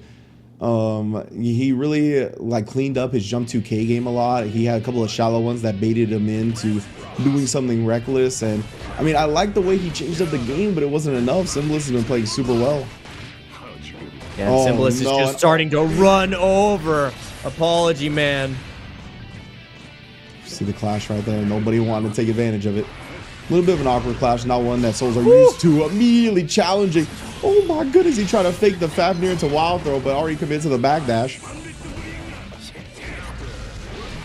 Come on, Mini Faust doesn't help him out. Not doing a damn thing over there. Tried to bait the burst at the very end, but didn't give it to him. Great discipline from Apology Man. Fine. Live and die by the banana peel. Oh, another Mini Faust. Let's see if this one's a little bit more diligent. He is, but just Night Raid Vortex past him and the scalpel. Oh my goodness, and now Symbolist scuffs the sneakers 1 round away from qualifying. 1 round away from qualifying now. Symbolist trying to send Apology Man home. So close yet so far, multiple times from the pinnacle. Wow, and the Night Raid Vortex again, but the bomb keeps him safe. That's decent. He did get some damage on Apology Man though, and he closed the distance as well. Exactly what he's looking for. Oh, actually clipped the bomb, and yeah, Apology Man has to play around it now. No burst, no nothing. Stuck in this corner position against Soul, but he gets the wonderful drill coming out, and now you got to get this trumpet, but no, Soul picks it up. Yeah, my Apology Man just swimming on out of there. Doesn't want to deal with the marching band for now. Does have the life advantage, so it's up to Symbolist to make something happen. Baits out the DP. Yeah, take that. He's not going to burst. Very well done. Round on the board. Stunt the bleeding from Apology Man. Not going to have burst for a very long time for this round. Symbolist still in a very good space of control as he pushes Apology Man to the corner. Nice FD cancels on the normals there. Keeping Apology Man guessing. The Banner Revolver connects into the clean hit. Viper coming soon. Wow, no drops the combo at the end, but this is 1 touch away from the wall break, and Apology Man is going to lose. Symbolist sends him out 3-0 with a perfect. It happened once at Red Bull Kumite. It happened at the Dragon Ball World Tour regional finals, and now it's happened at ARCREVO America West. I'm sorry, man. I'm so sorry. I've commentated 2 out of 3 of those. And maybe I'm one of the factors too, but good stuff to Symbolist, reaching top 2 to fight Jonathan Tende. Wow. Yeah. Wow, I don't think anybody predicted this one. Yeah, that was real tough, man. Apology Man just getting thwarted in that losers finals. 3-0 by Symbolist, but his soul has been super on point, right? From top 16, he looks super good. Taking down Stealthy to get in the top 8 in the first place. Barely losing to Apology Man. Taking down Stealthy in the run back from top 16. Taking down Clock 3-0, and then taking down Apology Man in the run back from winter semis. I mean, I applaud this man for sure. And he's got another representation from the West Coast besides California on the board now. Symbolist, I believe, from Seattle, Washington. So that's dope. We get a little bit more representation from our coast at ARCREVO America. Yeah, very good to get even more representation. Not going to centralize it all into SoCal and the NorCal. So Symbolist moving on to fight Jonathan. Now, what a great set and what a great bracket. And we've got one more set to decide it all. Who's going to be our grand champion? Symbolist is going to be having to look for a reset to make this a reality. And with the way Jonathan's been playing and how he dismantled Apology Man, I mean, Symbolist just dismantled him too. So it could go either way. It could go either way. Definitely. And I'm just trying to think about Jonathan's pretty much experience against Soul. He's got a whole lot of it, right? We see him play up against Aaron the Mac all the time. He played Soul himself for a very long time. Made top 8 Evo Online with the character. So he's going to be ready for the matchup. I want to see what Symbolist is going to bring to the table. How much Zato experience does he have? He seems to be like pretty knowledgeable of everything, even like the Faust matchup, right? Which is a pretty underrepresented character. We saw a lot of things that were exploited in that losers final, so I think he'll be prepared for this Grands as well. Yeah, excited to see. Oh, Happy Chaos! Wow. So, yeah, so spoiler for you guys at home, we got a little preview on the program, and it looks like the Soul is staying on the bench, and the Happy Chaos is coming into Grand Finals to take down Jonathan Tene. So Jonathan brought up the Happy Chaos to me before the tournament, and I didn't think he was going to pull it out until... That's why he's been playing Drift this entire time when he was on the first player side, so it all makes sense. It was a prelude to what was coming, but Jonathan told me that he feels comfortable against Symbolist as Happy Chaos, particularly. Okay. So he said, if he pulls out Happy Chaos, I'm going to win. Like, he said he's ready for this. Straight up, yeah. So, I mean, Happy Chaos was some of the weakest defense of the game, right? No invincible reversal with meter or otherwise. So, dealing with the offense of Zato is not easy whatsoever. You can see already in the corner, Zato pretty much gets to do whatever he wants. It's all up to Symbolist to try to establish this gun game to start. I mean, the narrative we've had so far has been about the power of friendship. And, you know, Symbolist is the one who defeated the training partner, the #1 friend. And now you're going to have to taste the rage of his entire village. His entire clan. Yeah, there's the Hokage. Yeah. That's Jonathan now. Oh, but already knocked down. Yes, where you do not want to be. He tried to escape via the air, but the Frog shutting that down. Nice cancel into the Sun Void before the second hit of Frog as well. You get that full Eddy meter and the super transition. Feeling really strong here. The YRC does get rid of the Eddy meter right there, but Jonathan resetting excellently, and the change on the reticle, I don't think Symbolist is 100% used to it yet. And Jonathan continuing to get this pressure going now. Nice Drunkard Shade to try to capture Frame Trap, but a 5P into the extension. Red RC not going to get a wall break. So close to killing here, and there it is. Yeah, it looked like Symbolist tried to expose that Pierce gap maybe a little bit too late, or maybe the 2S was there in time to cover it. Either way, Jonathan Tene definitely smoked him in that first game. We'll see if he sticks with the Happy Chaos or goes back to the bad guy. I think the bad guy should definitely come back to the screen, because that last bit of Hamon that Apology Man passed up to Jonathan and said, do it, man. He's definitely cooking right now. Oh, no, KO the Happy Chaos. All right. It feels like this is the better matchup. From what I just saw, I like Symbolist a lot more on the Soul. Not gonna lie, but Jonathan Tene is that high caliber player that can pretty much deal with most matchups in an efficient way, and that was definitely an efficient first game. Yeah, so I mean, Zato, I think he doesn't have a lot of like forward advancing special moves. He doesn't have an instant air dash. His fly is pretty slow, so I can see why you would want to choose Happy Chaos in this match. It's just you got to get that game established, because in the corner you are at his mercy. There we go. Now it begins. Oh no, not able to get the full extension, but the curse is laid up, but the concentration gets pulled up on, and the sharks are hungry. Somebody's got to feed them. Thank you, Happy Chaos. Yeah, the zoning patterns aren't as clean as I would like to see, but maybe he'll get it started now, gets the full concentration, and catches the backdash with the success. Oh, you're dead. He should be dead. The full Deus Ex Machina super on these shots. I love how one of his guns is like a mythical, like legendary pistol or whatever, legendary Glock, and the other one, an exact replica. Like that's what it's called. It has like this lofty name, and the other one is, yeah. And then I just copied it. Perfect. No fix was not broken. Wow, and definitely feeling broken right now. That full extension, Jonathan, who seemed to have complete control, is now up on the ropes. Yeah, I love this from Symbolist right here. Showing why he's stuck with his character, right? Just because the plan doesn't go according to the first time doesn't mean you need to abandon it so quickly. I love the faith that he has in his Happy Chaos. He's clearly putting in a lot of work with the character, and 2 rounds straight in that game too. Yeah, very strong turnaround from Symbolist there, and it looked completely night and day. Got the game going, and as soon as he did, it felt like Jonathan didn't really have any answers, but that's what happens when Happy Chaos can establish that distance and establish that screen control. It's so hard to fight back. Like you said, Zato doesn't have the fastest flight, doesn't have the fastest movement, so getting back in on Happy Chaos and pushing him into that corner position is hard. Even after you burst on him, like you're putting him where he wants to be. Yeah, I think like one of the gimmicks that Zato has in this matchup is breaking the law of PRC, because like you're outside, you can't get shot while you're underground. Yeah. Almost had the clean conversion right there with a hard knockdown on the frog. But because of that, you can kind of PRC drift forward and get close and dodge shots, but we haven't seen Jonathan 10A pull that out just yet. Yeah, and I love that the headbutt came in to stop the frog, but this is so much damage. I think you're just dead, Amorphous. Oh yeah, most definitely. Yeah, that 5H from Zato is a war crime. Such a great hitbox on that button. Extending as the button goes out to you is destroying Symbolist. Oh yes, the turnaround behind the back. Yeah, that is like an intentional thing that Happy Chaoses do.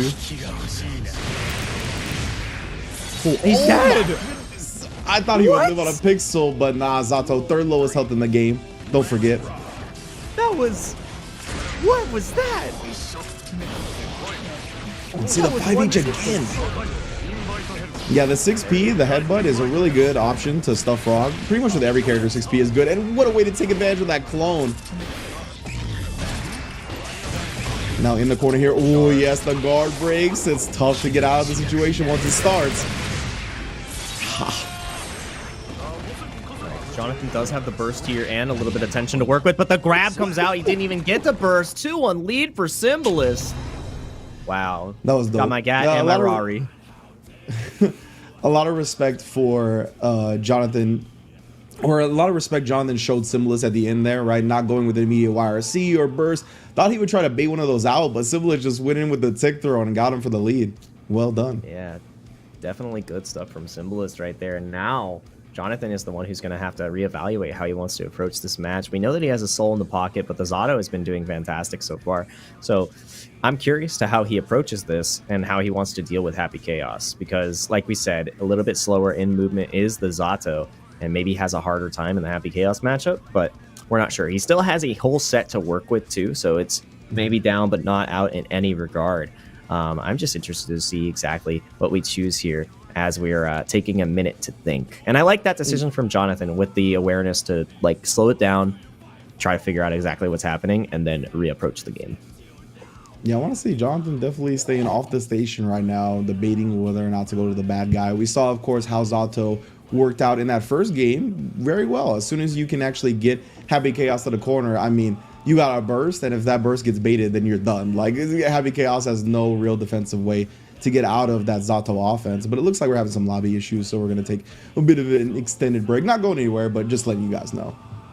Yeah, so, and we'll break down a little bit more like the Happy Chaos and Zato matchup there, because like we said, Zato was some of the lowest health in the game. Typically, you know, some characters can take even more shots. Like if you have a Soul Bad Guy or a Naga Ryuki, they can the battle of attrition feels a little bit better, especially with the movement they have to chase down Happy Chaos. But that was one combo where it was almost like 100% combo on Zato just because of his health. And it's like, wow.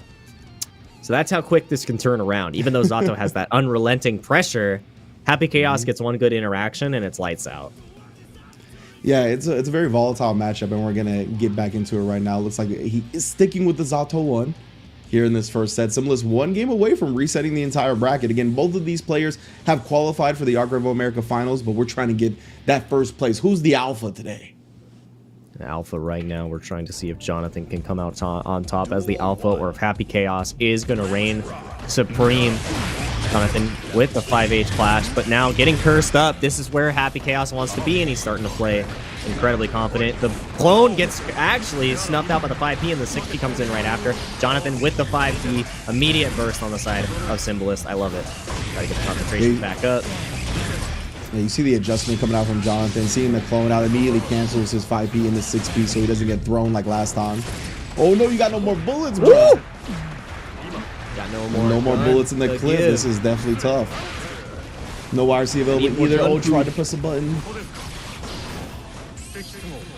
All right, nice BRC right there. Not able to catch with the 2H though. Finally got one bullet in the chamber. Got a quick reload. That's 4 to work with now. That's huge. Double pierce forward though, and the frog connects. Nice chase down from Jonathan, but still not out. My man's got the revolver ocelot hands. He just needs that one moment and he'll pull the clip. This is true. Ooh. Oh, you're dead. You're dead. Wow. Oh no! He didn't get the last hit. Wow, 6P. Oh, he didn't actually OTG. That could have been the kill. You got an FD. You got to avoid this Sword. chip. It's going to keep coming. You're going to be out of And FD you're meter. Oh. And he had that round. That round was in his hands. He just needed to shoot one more time, but he went for the full reload for some reason. I'm not 100% sure. But you're right, he definitely does have those Ocelot hands. Yeah, you know, Happy Chaos, not, I think, entirely worked out either. Like, some glitches might still exist. I'm not sure. I know they removed some, but he could have gotten stuck. Definitely could have been stuck in the reload animations right now. Jonathan stuck in that pressure. Ooh, good burst, yes. Has to try to reload. Only has 2 bullets. Great 6P into the Drunkard. Ooh, just went with another frog wire so you get that pressure relief. 6B on the other side. Jonathan trying to keep this close distance. Oh, he actually backed up. Ooh, but Simla's starting to go in now. I'm actually No a little bullets, confused by though. that. I thought, yeah, no more bullets indeed. It's rough. Nice, and the 6P, the upper body invulnerability, saves him right there. 2-2 on the board. Jonathan trying to prevent a reset here, and that was just some really clean play from Jonathan, knowing how to chase down and punishing Symbolist when he's going for those cheeky reloads and trying to take off more than he can chew. Also, I love that he went for the roll from one side to the other, and Jonathan with the immediate 5P to catch. Like, he's not letting him get away with any shenanigans. Mm-hmm. Yeah, a really unfortunate shot not coming out. I'm not exactly sure what ended up happening, what execution error ended up, you know, flubbing the combo right there. But that was a heartbreaker for sure, because he was gonna end up taking the whole game. And yeah, Zalto and Jonathan has just been ready pretty much for every instant air dash with 6P. And I'm very surprised at the end there with Jonathan backdash that Simless ended up going in. You can do a lot of damage with Happy Chaos from full screen. Like, those guard break damages are nothing to sniff at, or, you know, whatever I'm trying to say. Ooh. Yeah, I know exactly what you're talking about. But Sneeze yeah, out, that's the one. there it is. I was like, yeah, the smell of the game. It all comes full circle. Ooh, the 5K clip in the backdash. Wait a minute. Yeah. Oh. So close. No burst on the side of Jonathan now, but wins the opening gambit here, and the extensions are huge. You have to burst there. But now the charges and the curse is up. I love the different clone animations. I'm not gonna lie, they're pretty funny. Oh, cursed up again. Oh, he ended up Wow, going what a concentration though. Yeah, he didn't have any bullets. Good job from Jonathan recognizing that he was going to cancel into something for the resource, but the counter hit, it's big damage. Deus Ex Machina, lots of damage at the end here. No, he's still alive. Ooh, the shots on the OTG still not enough to kill him off. Ooh, and then zooming in with the PRC. Jonathan gets Oh my goodness, he actually gets the 5 dust. Yeah, he's gonna reset. He's trying to keep it in the corner. Ooh, but yeah, he's still gonna have to take the wall break a little bit too late. Keeps the corner anyway, and a punish on the throw. Wow. Reset coming out right now. That was so close. I can't believe he went for that PRC forward. The movement, just to reverse eject button that we've been seeing from Stealthy earlier in the day. And now, one final set for the day. Grand Finals reset, guys. It wouldn't be a great end of the tournament if we wouldn't go the distance, and that's how we're going. SoCal, we usually go to Game 5, Game 10 almost every single time, so as is tradition. And I'm just really glad that Simless ended up sticking with the Happy Chaos, right? It didn't look good in that first game. It looked like Jonathan was going to run away with the set, but he had the faith in the work that he's put in already, and he completely took it and reset the bracket because of it. So big ups to Simless. I'm liking the way the Happy Chaos is looking. Yeah, really showing up and adapting quickly too, and like a little bit shaky in the beginning, but that can always happen too when you're switching in between characters. You have, like, you got volcanic viper hands for a second. You gotta switch to the gun hands. All right, it's not the same. We have a blade, we have a gun flame, but it's not really a gun. We gotta switch to the gats. So I completely understand the adaptation period between the games, and that's where, as we saw the set continue to develop, the comfortability was coming back on the character. So I want to see how Jonathan approaches the second set now with the data, because it was still incredibly close. We went to Game 5, and Jonathan just barely got snuffed out by the throw. In that pressure sequence, he was one touch away from bringing it to final game, final round. Yeah, absolutely. And even that jump H at the end right there, right, hit a little bit high. So I think whatever Jonathan tried to press on the ground after ended up getting thrown. But in that instance, he could have canceled so the jump D, right? That's definitely an option that Zato's ended up going for, catching their opponent off guard. So it came down to the last interaction when it came to who was going to win that first set. So Symbolist clutching it out, going to reset the bracket, going to be able to breathe a little bit easier. Both of these players shouldn't have too much stress on them just because they both qualified. But man, they are bringing the high level play regardless. Yeah, we love to see it, and I'm really interested to see how Jonathan approaches it, because I think he's gonna stay on the Zato. There's just a couple of adjustments that he needs to make, but the soul is still in his pocket. Like, the soul is definitely available to him. And I'm not sure how, because I haven't seen a lot of Soul versus Happy Chaos. I don't know exactly how the matchup boils down, but you know, maybe Jonathan would feel more comfortable there because Zato has a harder time getting in and closing that gap. But we're going to be seeing that soon. What would you want to see from Jonathan in order to overcome this Symbolist Happy Chaos that we've been seeing now after a whole tournament of Soul? Yeah, I think like his 5H usage has been really good. Like, he's been able to kind of challenge a lot of the block string pressure from distance with that 5H. So I want to see him keeping that up. Hopefully, maybe like sneak in a little bit of the breaking the law PRC stuff that I talked about once you are at full screen, once you do have to deal with the steady aim. But there was a moment actually in the first set where Jonathan, he is very optimal and he likes to get the big damage when he can get it. So there was a moment where he BRC'd forward and Symbolist was air dashing out and he tried to 2H rather than like air throw him back into the corner. Yeah, and the 2H whiffed. So I would like maybe to just go with something a little bit more safe in instances like that, just because once you get pulled full screen by Happy Chaos, you might never get in again, and the chances you get are very minimal. So I would like to see him kind of prioritize the screen control. I know that he was very confident that the 2H was going to hit, obviously, but I think he would have been even more confident in the air throw connecting. Yeah, definitely. As you pointed out, it's like a blessing and a curse when you want to be optimal the entire time. Sometimes the best option is the one that's more consistent, because while he wanted to get the huge giant punish with 2H, which would have killed, because of the spacing and it wasn't perfect, didn't even get the opportunity, and then it gave Happy Chaos all the real estate on the screen that he could ever want, which is what you do not want to give to that character. And thank you all for watching so far. We're waiting for the players to get back into the lobby. Anytime on a Grand Finals reset, the players can take as much time as they want before we get into the next set. Well, to an extent, of course, to see exactly how they want to do it. It is like a new set, so it's not like you have to hit that rematch button immediately. So we're waiting for the players to get back in. But yeah, that momentum that Symbolist has been carrying, I feel, is continuing to propel him forward as well, because he took down Apology Man. And now with the Grand Finals reset, maybe Jonathan taking a second to, maybe try and slow him down, think about exactly how he's going to stop Symbolist, because Symbolist has been on a rampage in the losers bracket, and now everybody's in the losers. Yeah. And as far as the Zato Chaos matchup really goes, I think I'm still not exactly sure about it. I know initially people were like, oh my God, Zato gets blown up because you could just shoot and the pose doesn't matter from full screen, right? And I think it is a little bit tough to use Eddie from full screen up against Happy Chaos a lot of the time, but it's not the worst matchup just because your offense is so potent against it. You have the breaking the law PRC if you have the meter to kind of force your way in. And just in general, I think he does have good normals to contest with him at certain ranges, right? Like 2S, 5H are good. Of course, Happy Chaos is 2S, war crime status, but nonetheless, I think it is kind of an even matchup. So I think he's going to stick with Zato for now, but if it feels like Symbolist is starting to run away, I could definitely see the Soul coming out. Yeah, definitely. But the Zato is still going to be on the screen. We just saw him pull up to the Cavs. And thank you all for waiting. We're getting back into our Grand Finals. It has now been reset. Final set of the day. Thank you for being with us for all these hours so far. Jonathan Tene versus Symbolist.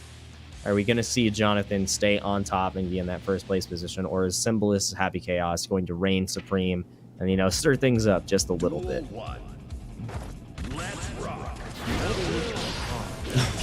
I love that. Both of the players walked back and then went with their big buttons, right? 5H and 6S.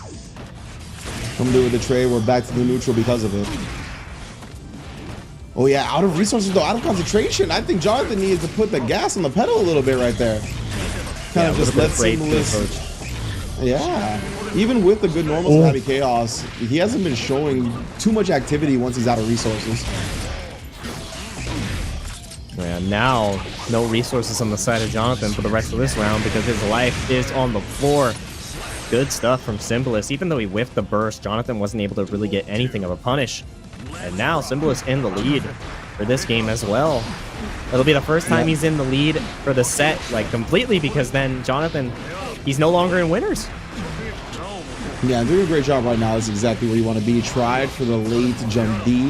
Hopefully, he's hoping Symbolist was looking for the empty jump. Okay, so he didn't get the slowdown, so no combo afterwards.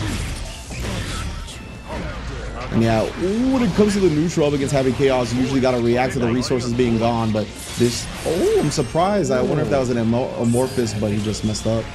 Oh, there's the Amorphous. We did not mess up. It's just coming in our future. Ringe or a Prophet. I can't believe it. The Orator of Zato. Where's the Amorphous? It was here all along. Yeah, like stage transition Amorphous is a very popular option for Zatos because it doesn't have any invincibility on startup, but it is plus on block. So people just throw it out. Oh my goodness, Symbolist shooting. All right, we are playing Time Crisis right now, straight light gun game action. Oh yeah, Reload. Sorry for that burst, bro. Reload. Reload. Yeah, shoot off the screen to reload, bro. 1-0 just like that. Reload. Reload. Just, well, you got both of them. You're like, reload. You hit the Yeah. pedals with your feet as well. That's how Happy Chaos players play. They actually play with the foot pedals and the pistols. They have their buttons like on the side, so when you do the triggers, it's just two different buttons. It's like a hybrid. It's like an Ultra David hybrid hitbox where you like it splits, but it's on the pistols. He's got the pedal molded to his foot. That's why he's barefoot. Those are straight up custom pedals. Okay, gotcha. Built in. But yeah, man. I mean, Jonathan, there was the one instance where I really wanted him to get aggressive. I really think you have to play around Happy Chaos's resources running out, right? Whether you see the bullets go out or the concentration get red, you have to get in. And of course, it is scary because his 2S is so good. Far as 6S, he's got a lot of great buttons. But I mean, you got to make it happen when he doesn't have his main tools available. Yeah, if you do not utilize the weaknesses of the character against him, then you're going to start falling apart. Like right now with no concentration, Jonathan needs to chase in, and that's exactly what he's doing right now. 2K, another great button for Happy Chaos. Ooh, yeah, the guard breaks as soon as he gets close. Actually sneaks in a reload as well, but Jonathan has the corner now. Does have YRC available. He's blocking it, trying to get the punishment. Wow! Either way, air throw back into the corner. That's what I wanted before. Oh, 2K was actually too far, but now recognizing that. Yeah, and had to stop his pressure sequence because the Eddie meter was no longer a factor. Curse does come on, but there's not a lot of bullets and not a lot of concentration. But the chase up, wow! I don't think it's going to kill. Not close enough to the wall. That 6K was so good, though, because he knew that Jonathan was plotting. He was getting low on resources. As you mentioned, Jake, Amorphous is a decent option in this situation, but he can just cancel for free, and then he kills Eddie off afterwards. Symbolist running away with it. Symbolist is looking unstoppable. The skull and crossbones are looming over Jonathan's head right now. We've seen the signs the entire time. I saw the signs.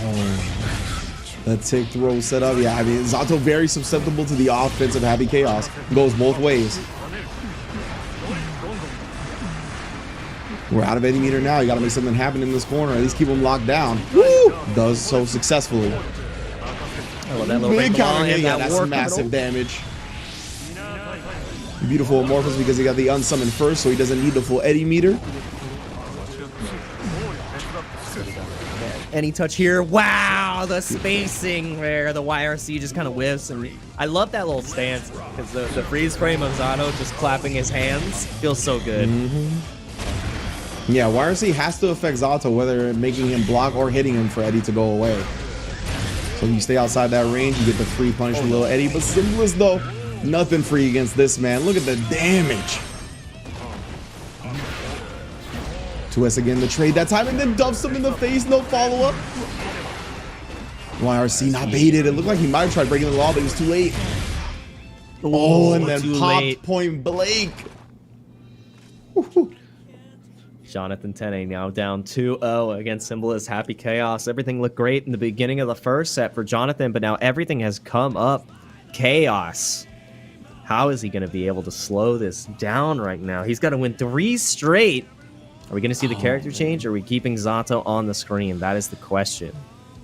Yeah, it's tough. It's tough for sure. At this point, I mean, was that the 3 games straight? I'm not sure what the original said, like went game for game wise, but that's at least 3 games straight because he won the last one and then 2 here. We'll see though. It looks like Jonathan is committing to the boy. Zato won.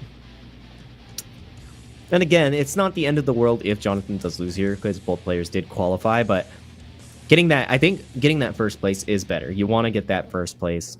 Of course. To move forward, especially for the confidence boost going in. As it is the last event, you want to be the first seed, not the second seed from your region. And now Jonathan this is one of his last chances. If he wins here, then he's got to win 2 more. So Jonathan trying to fight his best against Happy Chaos. Great 6P, but the burst comes right back out, and now Chaos is exactly where he wants to be. Yeah, with Eddie already being out there, it was going to be a hefty combo. That's why he burst out. Ooh, the big empty mix. low coming through. Yeah, we've seen Symbolist consistently block the really late jump D, so the mix-up there is the empty low afterwards. Oh, nice. Not able to get the full extension because no Eddie meter, but the 6P, Jonathan's tried and true favorite button in the world, pays off. Yeah, super solid. Oh, actually got the air hit, but didn't juggle. Could have been a big combo, honestly. Ooh, I love that. Faking the jumping button into the command grab. You get full Eddie meter back because of it. You see grounded with the far S as well. Yeah, no more Eddie meter though, so now Happy Chaos gets a chance to fight, but the 6P immediately upper bottom invulnerability keeps him safe. Why are you laughing, Ridge? I was gonna say, 6Ps are so good, even on the ground. Just trying to combat it is very, very difficult. Think about Chaos. Happy though. Chaos. He can make this happen. Nope. Oh, again, the 6P challenging the grounded normals. I think that was 5K afterwards. Usually the low recovery of the Happy Chaos super keeps him plus, but most Happy Chaoses like to press a quick button after because it's not super plus. So just combats it with that upper body invul. Yeah, very good awareness from Jonathan, and getting a quick game back on the board. Is down, but by no means out, feeling comfortable at this deficit. Oh, it's my 0-2 comfort zone, you know? And I'm very impressed. I'm impressed with his 6P usage in general because Happy Chaos has a lot of ways to not have to worry about 6P. Like 2S, 2K, 2D, they're all really good buttons that don't have to worry about that. Yeah, so really good awareness from Jonathan, and now utilizing the 6P to its absolute limits. Going to be trying now to close this out. Gets the burst immediately, and Jonathan is showing signs of life that we've definitely wanted to see. Nice, yeah, and taking advantage. Saw that he committed to the 6S. Ooh, the frog, and he actually could. Oh, that was such a good conversion from Jonathan right there, recognizing that the second hit wasn't going to connect on the frog, so he needed to combo properly with Zato in between. Well done.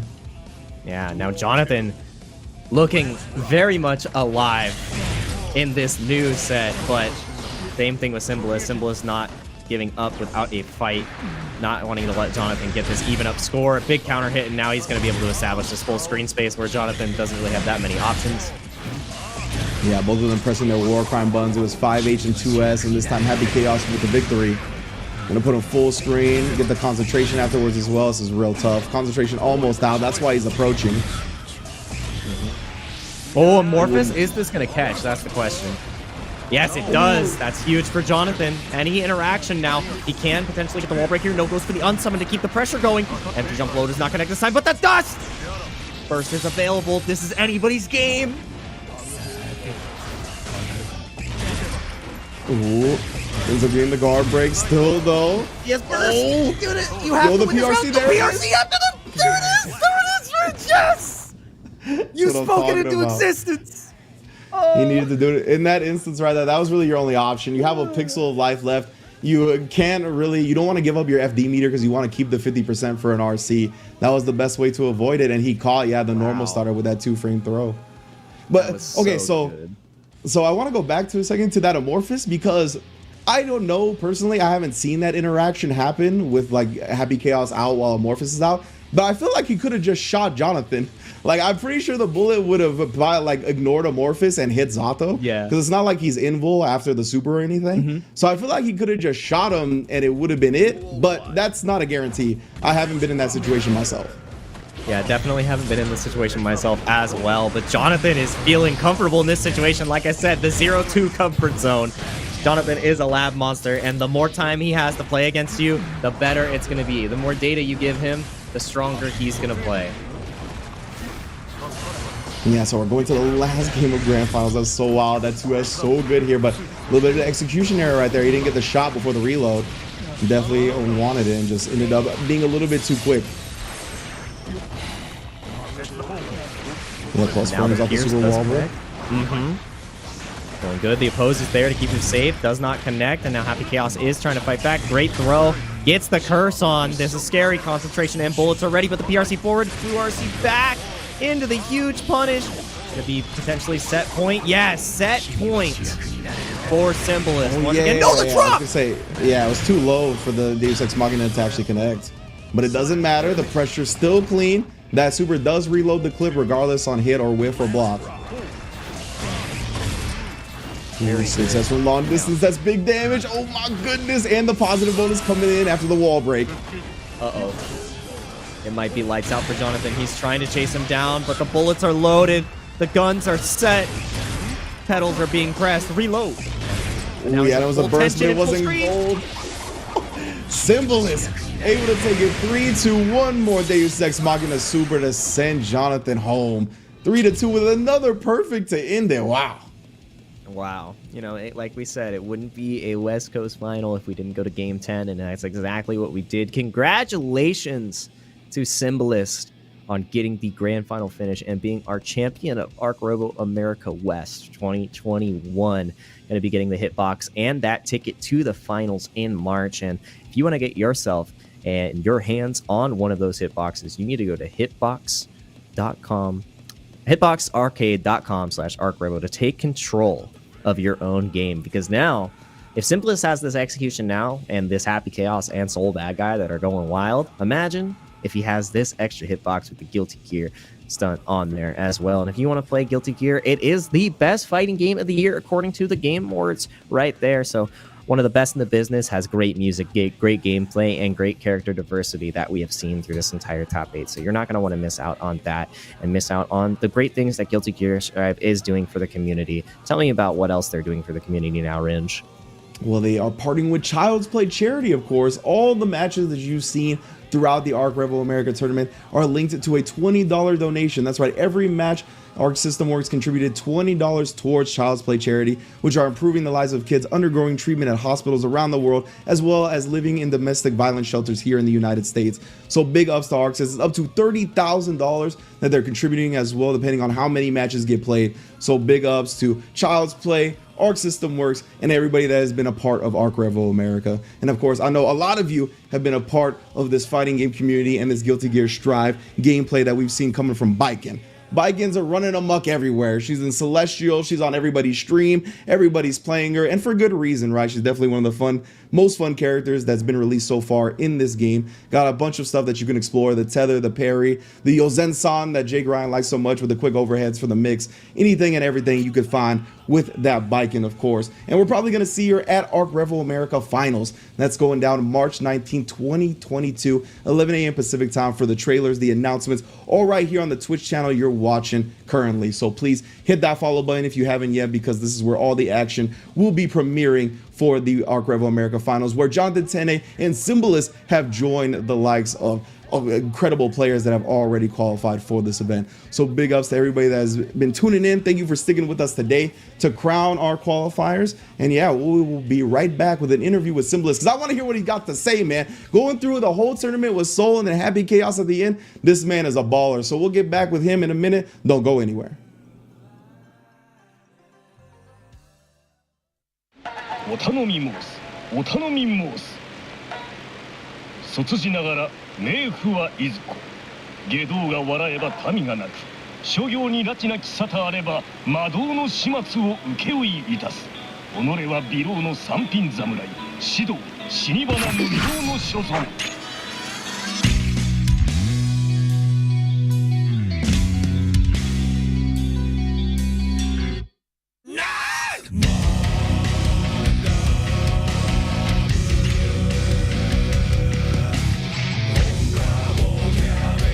Arcrevo There's no winning or losing, just knowing yourself. Fight! No one can give up on you but you. I get it. I wouldn't want to mess with me either. Say the word and I'll wake you the hell up. Gotta hand it to you. In the end, she believed in herself. I guess this isn't such a bad path to walk. Get up. If you're lost, you've got something to gain. You think too much. What do you got to think about anyway? My blade is your blade. I owe you a drink. You like sake, don't ya? Can't you see I'm blazing? Still my heart is blazing. If the words kill me, I don't need a new world order. You, my time is my word. Your words will never let me disappear. That is bullshit blazing. Still my heart is blazing. If the words kill me.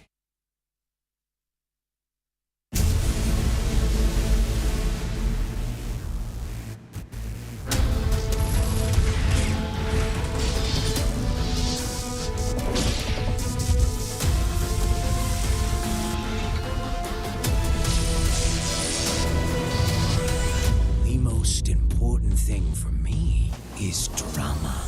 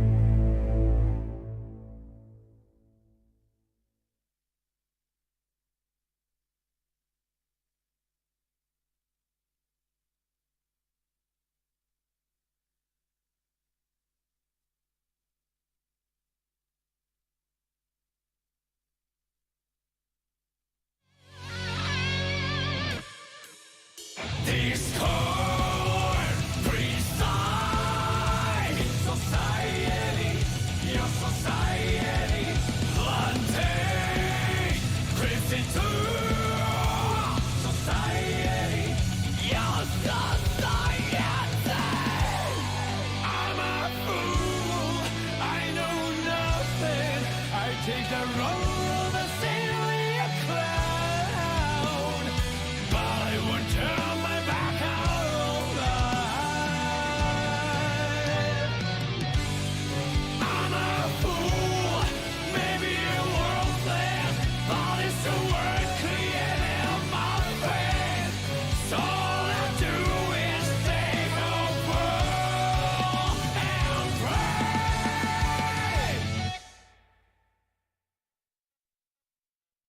Can you feel the night? Would it be one? It must be bright, like a raging fire.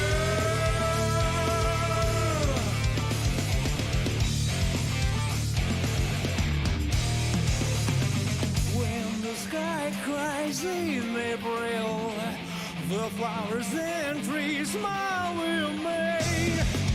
The time that passes, tell me, man, you love me things, but I can't feel it. Cut it out! I threw I told that I could see everything. Yeah. Cut it out! I wasn't on the road. I had to stop. There is no up or down above the clouds, and I can't breathe. We are falling down slowly, like stolen by gravity, fading away.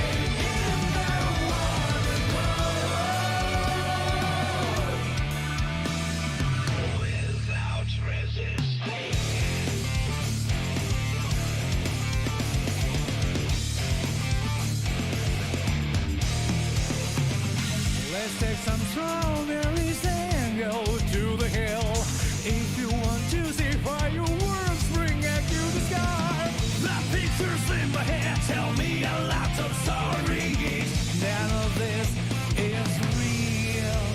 Cut it out! I flew, I told that I could see everything. I wasn't on a road. I have to stop. There is no up or down above the clouds, and I can't breathe. We are falling down slowly, like snow in my gravity, fading away in the water glow. We have lost the power to lose by leaving all the pain fading away in the water glow.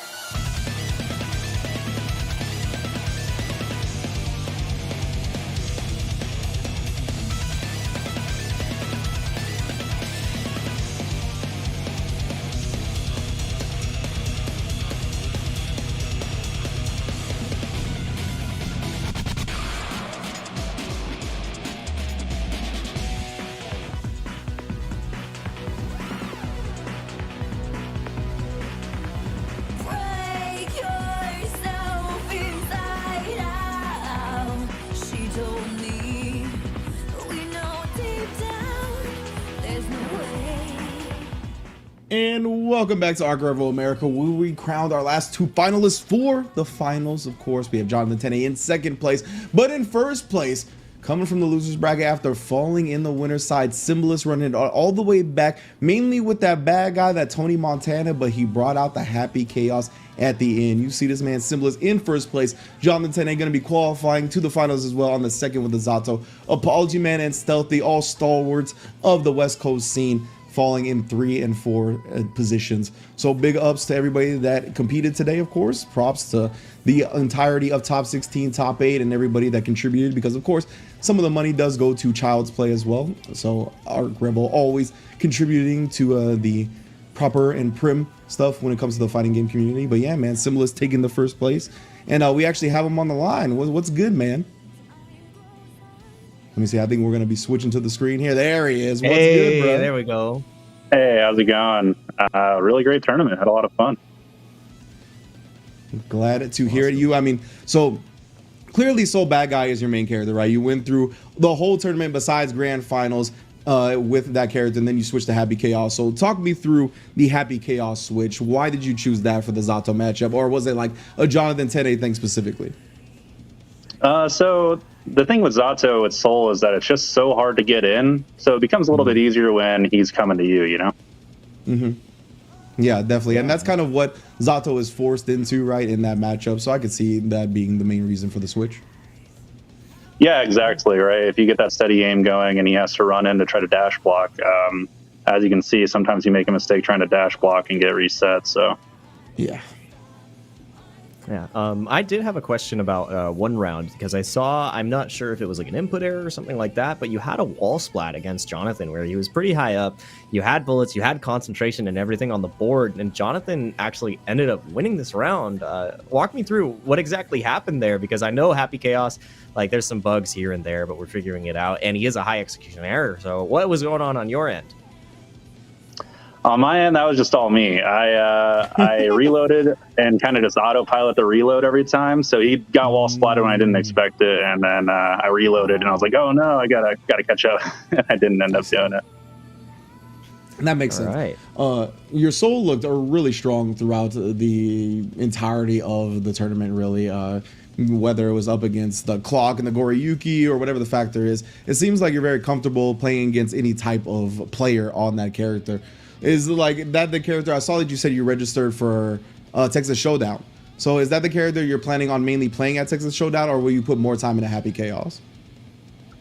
I plan on playing both. I think I'll main Soul for now and try to work on the Happy Chaos for certain matchups like Zato and kind of Axel and Nagoriyuki.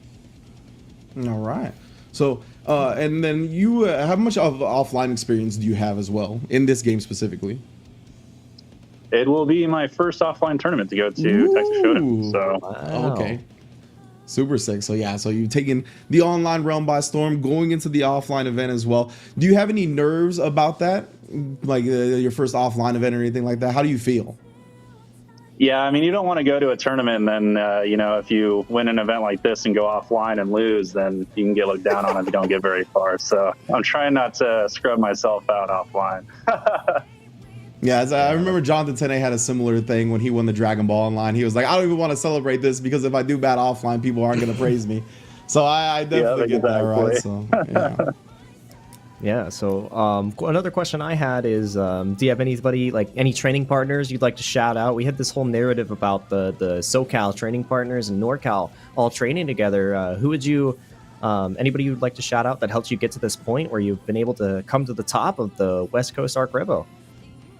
Yeah, actually, I'd love to. As you can see next to my name, the YK stands for Yuri Cord. It's a Discord I'm a part of with a lot of pro players. Jonathan Tene is also in there as well. He's given me advice on several occasions, so I owe a lot to all those guys, Ventus and Yurikov and everybody in there as well. Oh, wow. Hell yeah, man. That's great. But bunch of people putting in the work. I love to see it. Yeah, exactly. You got anything else, Jake? Yeah, I would just say if you have any shout outs, feel free to call them out now. Anybody else you'd like to thank, because you did a fantastic job today. It was really fun watching your soul and dismantling matchups. Like you dismantled the Axel matchup, you dismantled the Faust matchup, and then with Happy Chaos, you brought it home against Zata. So I'll leave the floor to yours for your last shout outs. Anybody else you'd like to thank? And thank you for giving us such a wonderful show for ARCREVO West. Yeah, thanks so much. Yeah, it was great to be a part of it. Jonathan Tene, I hope we get a better match in real life soon. Awesome. Yeah, I'll be looking forward to that. Hopefully the rematch does happen soon. And just in general, all of these players keep grinding it out because it was a dope tournament to watch. So thank you again, Symbolist. Congratulations on qualifying for finals, excuse me. And we'll see you very soon, my man. Thanks so much. You guys have a good one. You too. All right. So that's going to be it for Symbolist. Thank you all. As you can see the way the top 8 broke down. Jonathan Tene getting that Grand Finals winner side position, taking it down. Apology Man and Kizzy K in the process, but couldn't quite hold on to it. Both sets going down to the wire with Symbolist taking it 3-2 both times. So yeah, incredible performance. Yeah, and that was the loser run. Like, Symbolist was hot, just continued to play and play and play, and maybe that had a factor of where Jonathan had to wait, and it gave like when you have that momentum and it continues to rise, it's hard to stop that kind of player. And Jonathan was an inch away from making it happen. It was one interaction that gave Symbolist the reset, and from that point, we went to game 5 once again. So just a couple decisions to change would have made the difference, but Symbolist did come out on top. And once again, I'd like to congratulate him for winning the last ARCREVO event before the finals for this year. So very good stuff to him. Very good stuff to all our competitors. And, we'll be seeing Jonathan and Symbolist fight against the best of the best in America soon. Yeah, so before we get out of here, I just want to remind everybody that the ARCREVO America Finals is going down March 19th. 2022, as you can see the screen on your monitor now. 11 a.m. Pacific time, world premiere trailers, announcements, all the players that have qualified thus far will be competing in this, all right here on the Twitch channel you are watching currently. So again, hit that follow button. In just a little over a month's time, we're going to be crowning a Guilty Gear Strive champion for the ARCREVO America Tour, and it's going to be a hell of a time. So make sure to get on that, and me and Jake definitely gonna be watching as much Strive as possible leading up to the event, because man, this community is just full of fiends, bro. Everybody grinding out, people streaming every day, there's tournaments going on, Wanted, ARCREVO America World Tours, all kinds of nonsense. So thanks to you again, everybody, for tuning in. For Jake and myself, we will see you all very soon. Thanks, be good to yourselves, be good to each other, and peace out.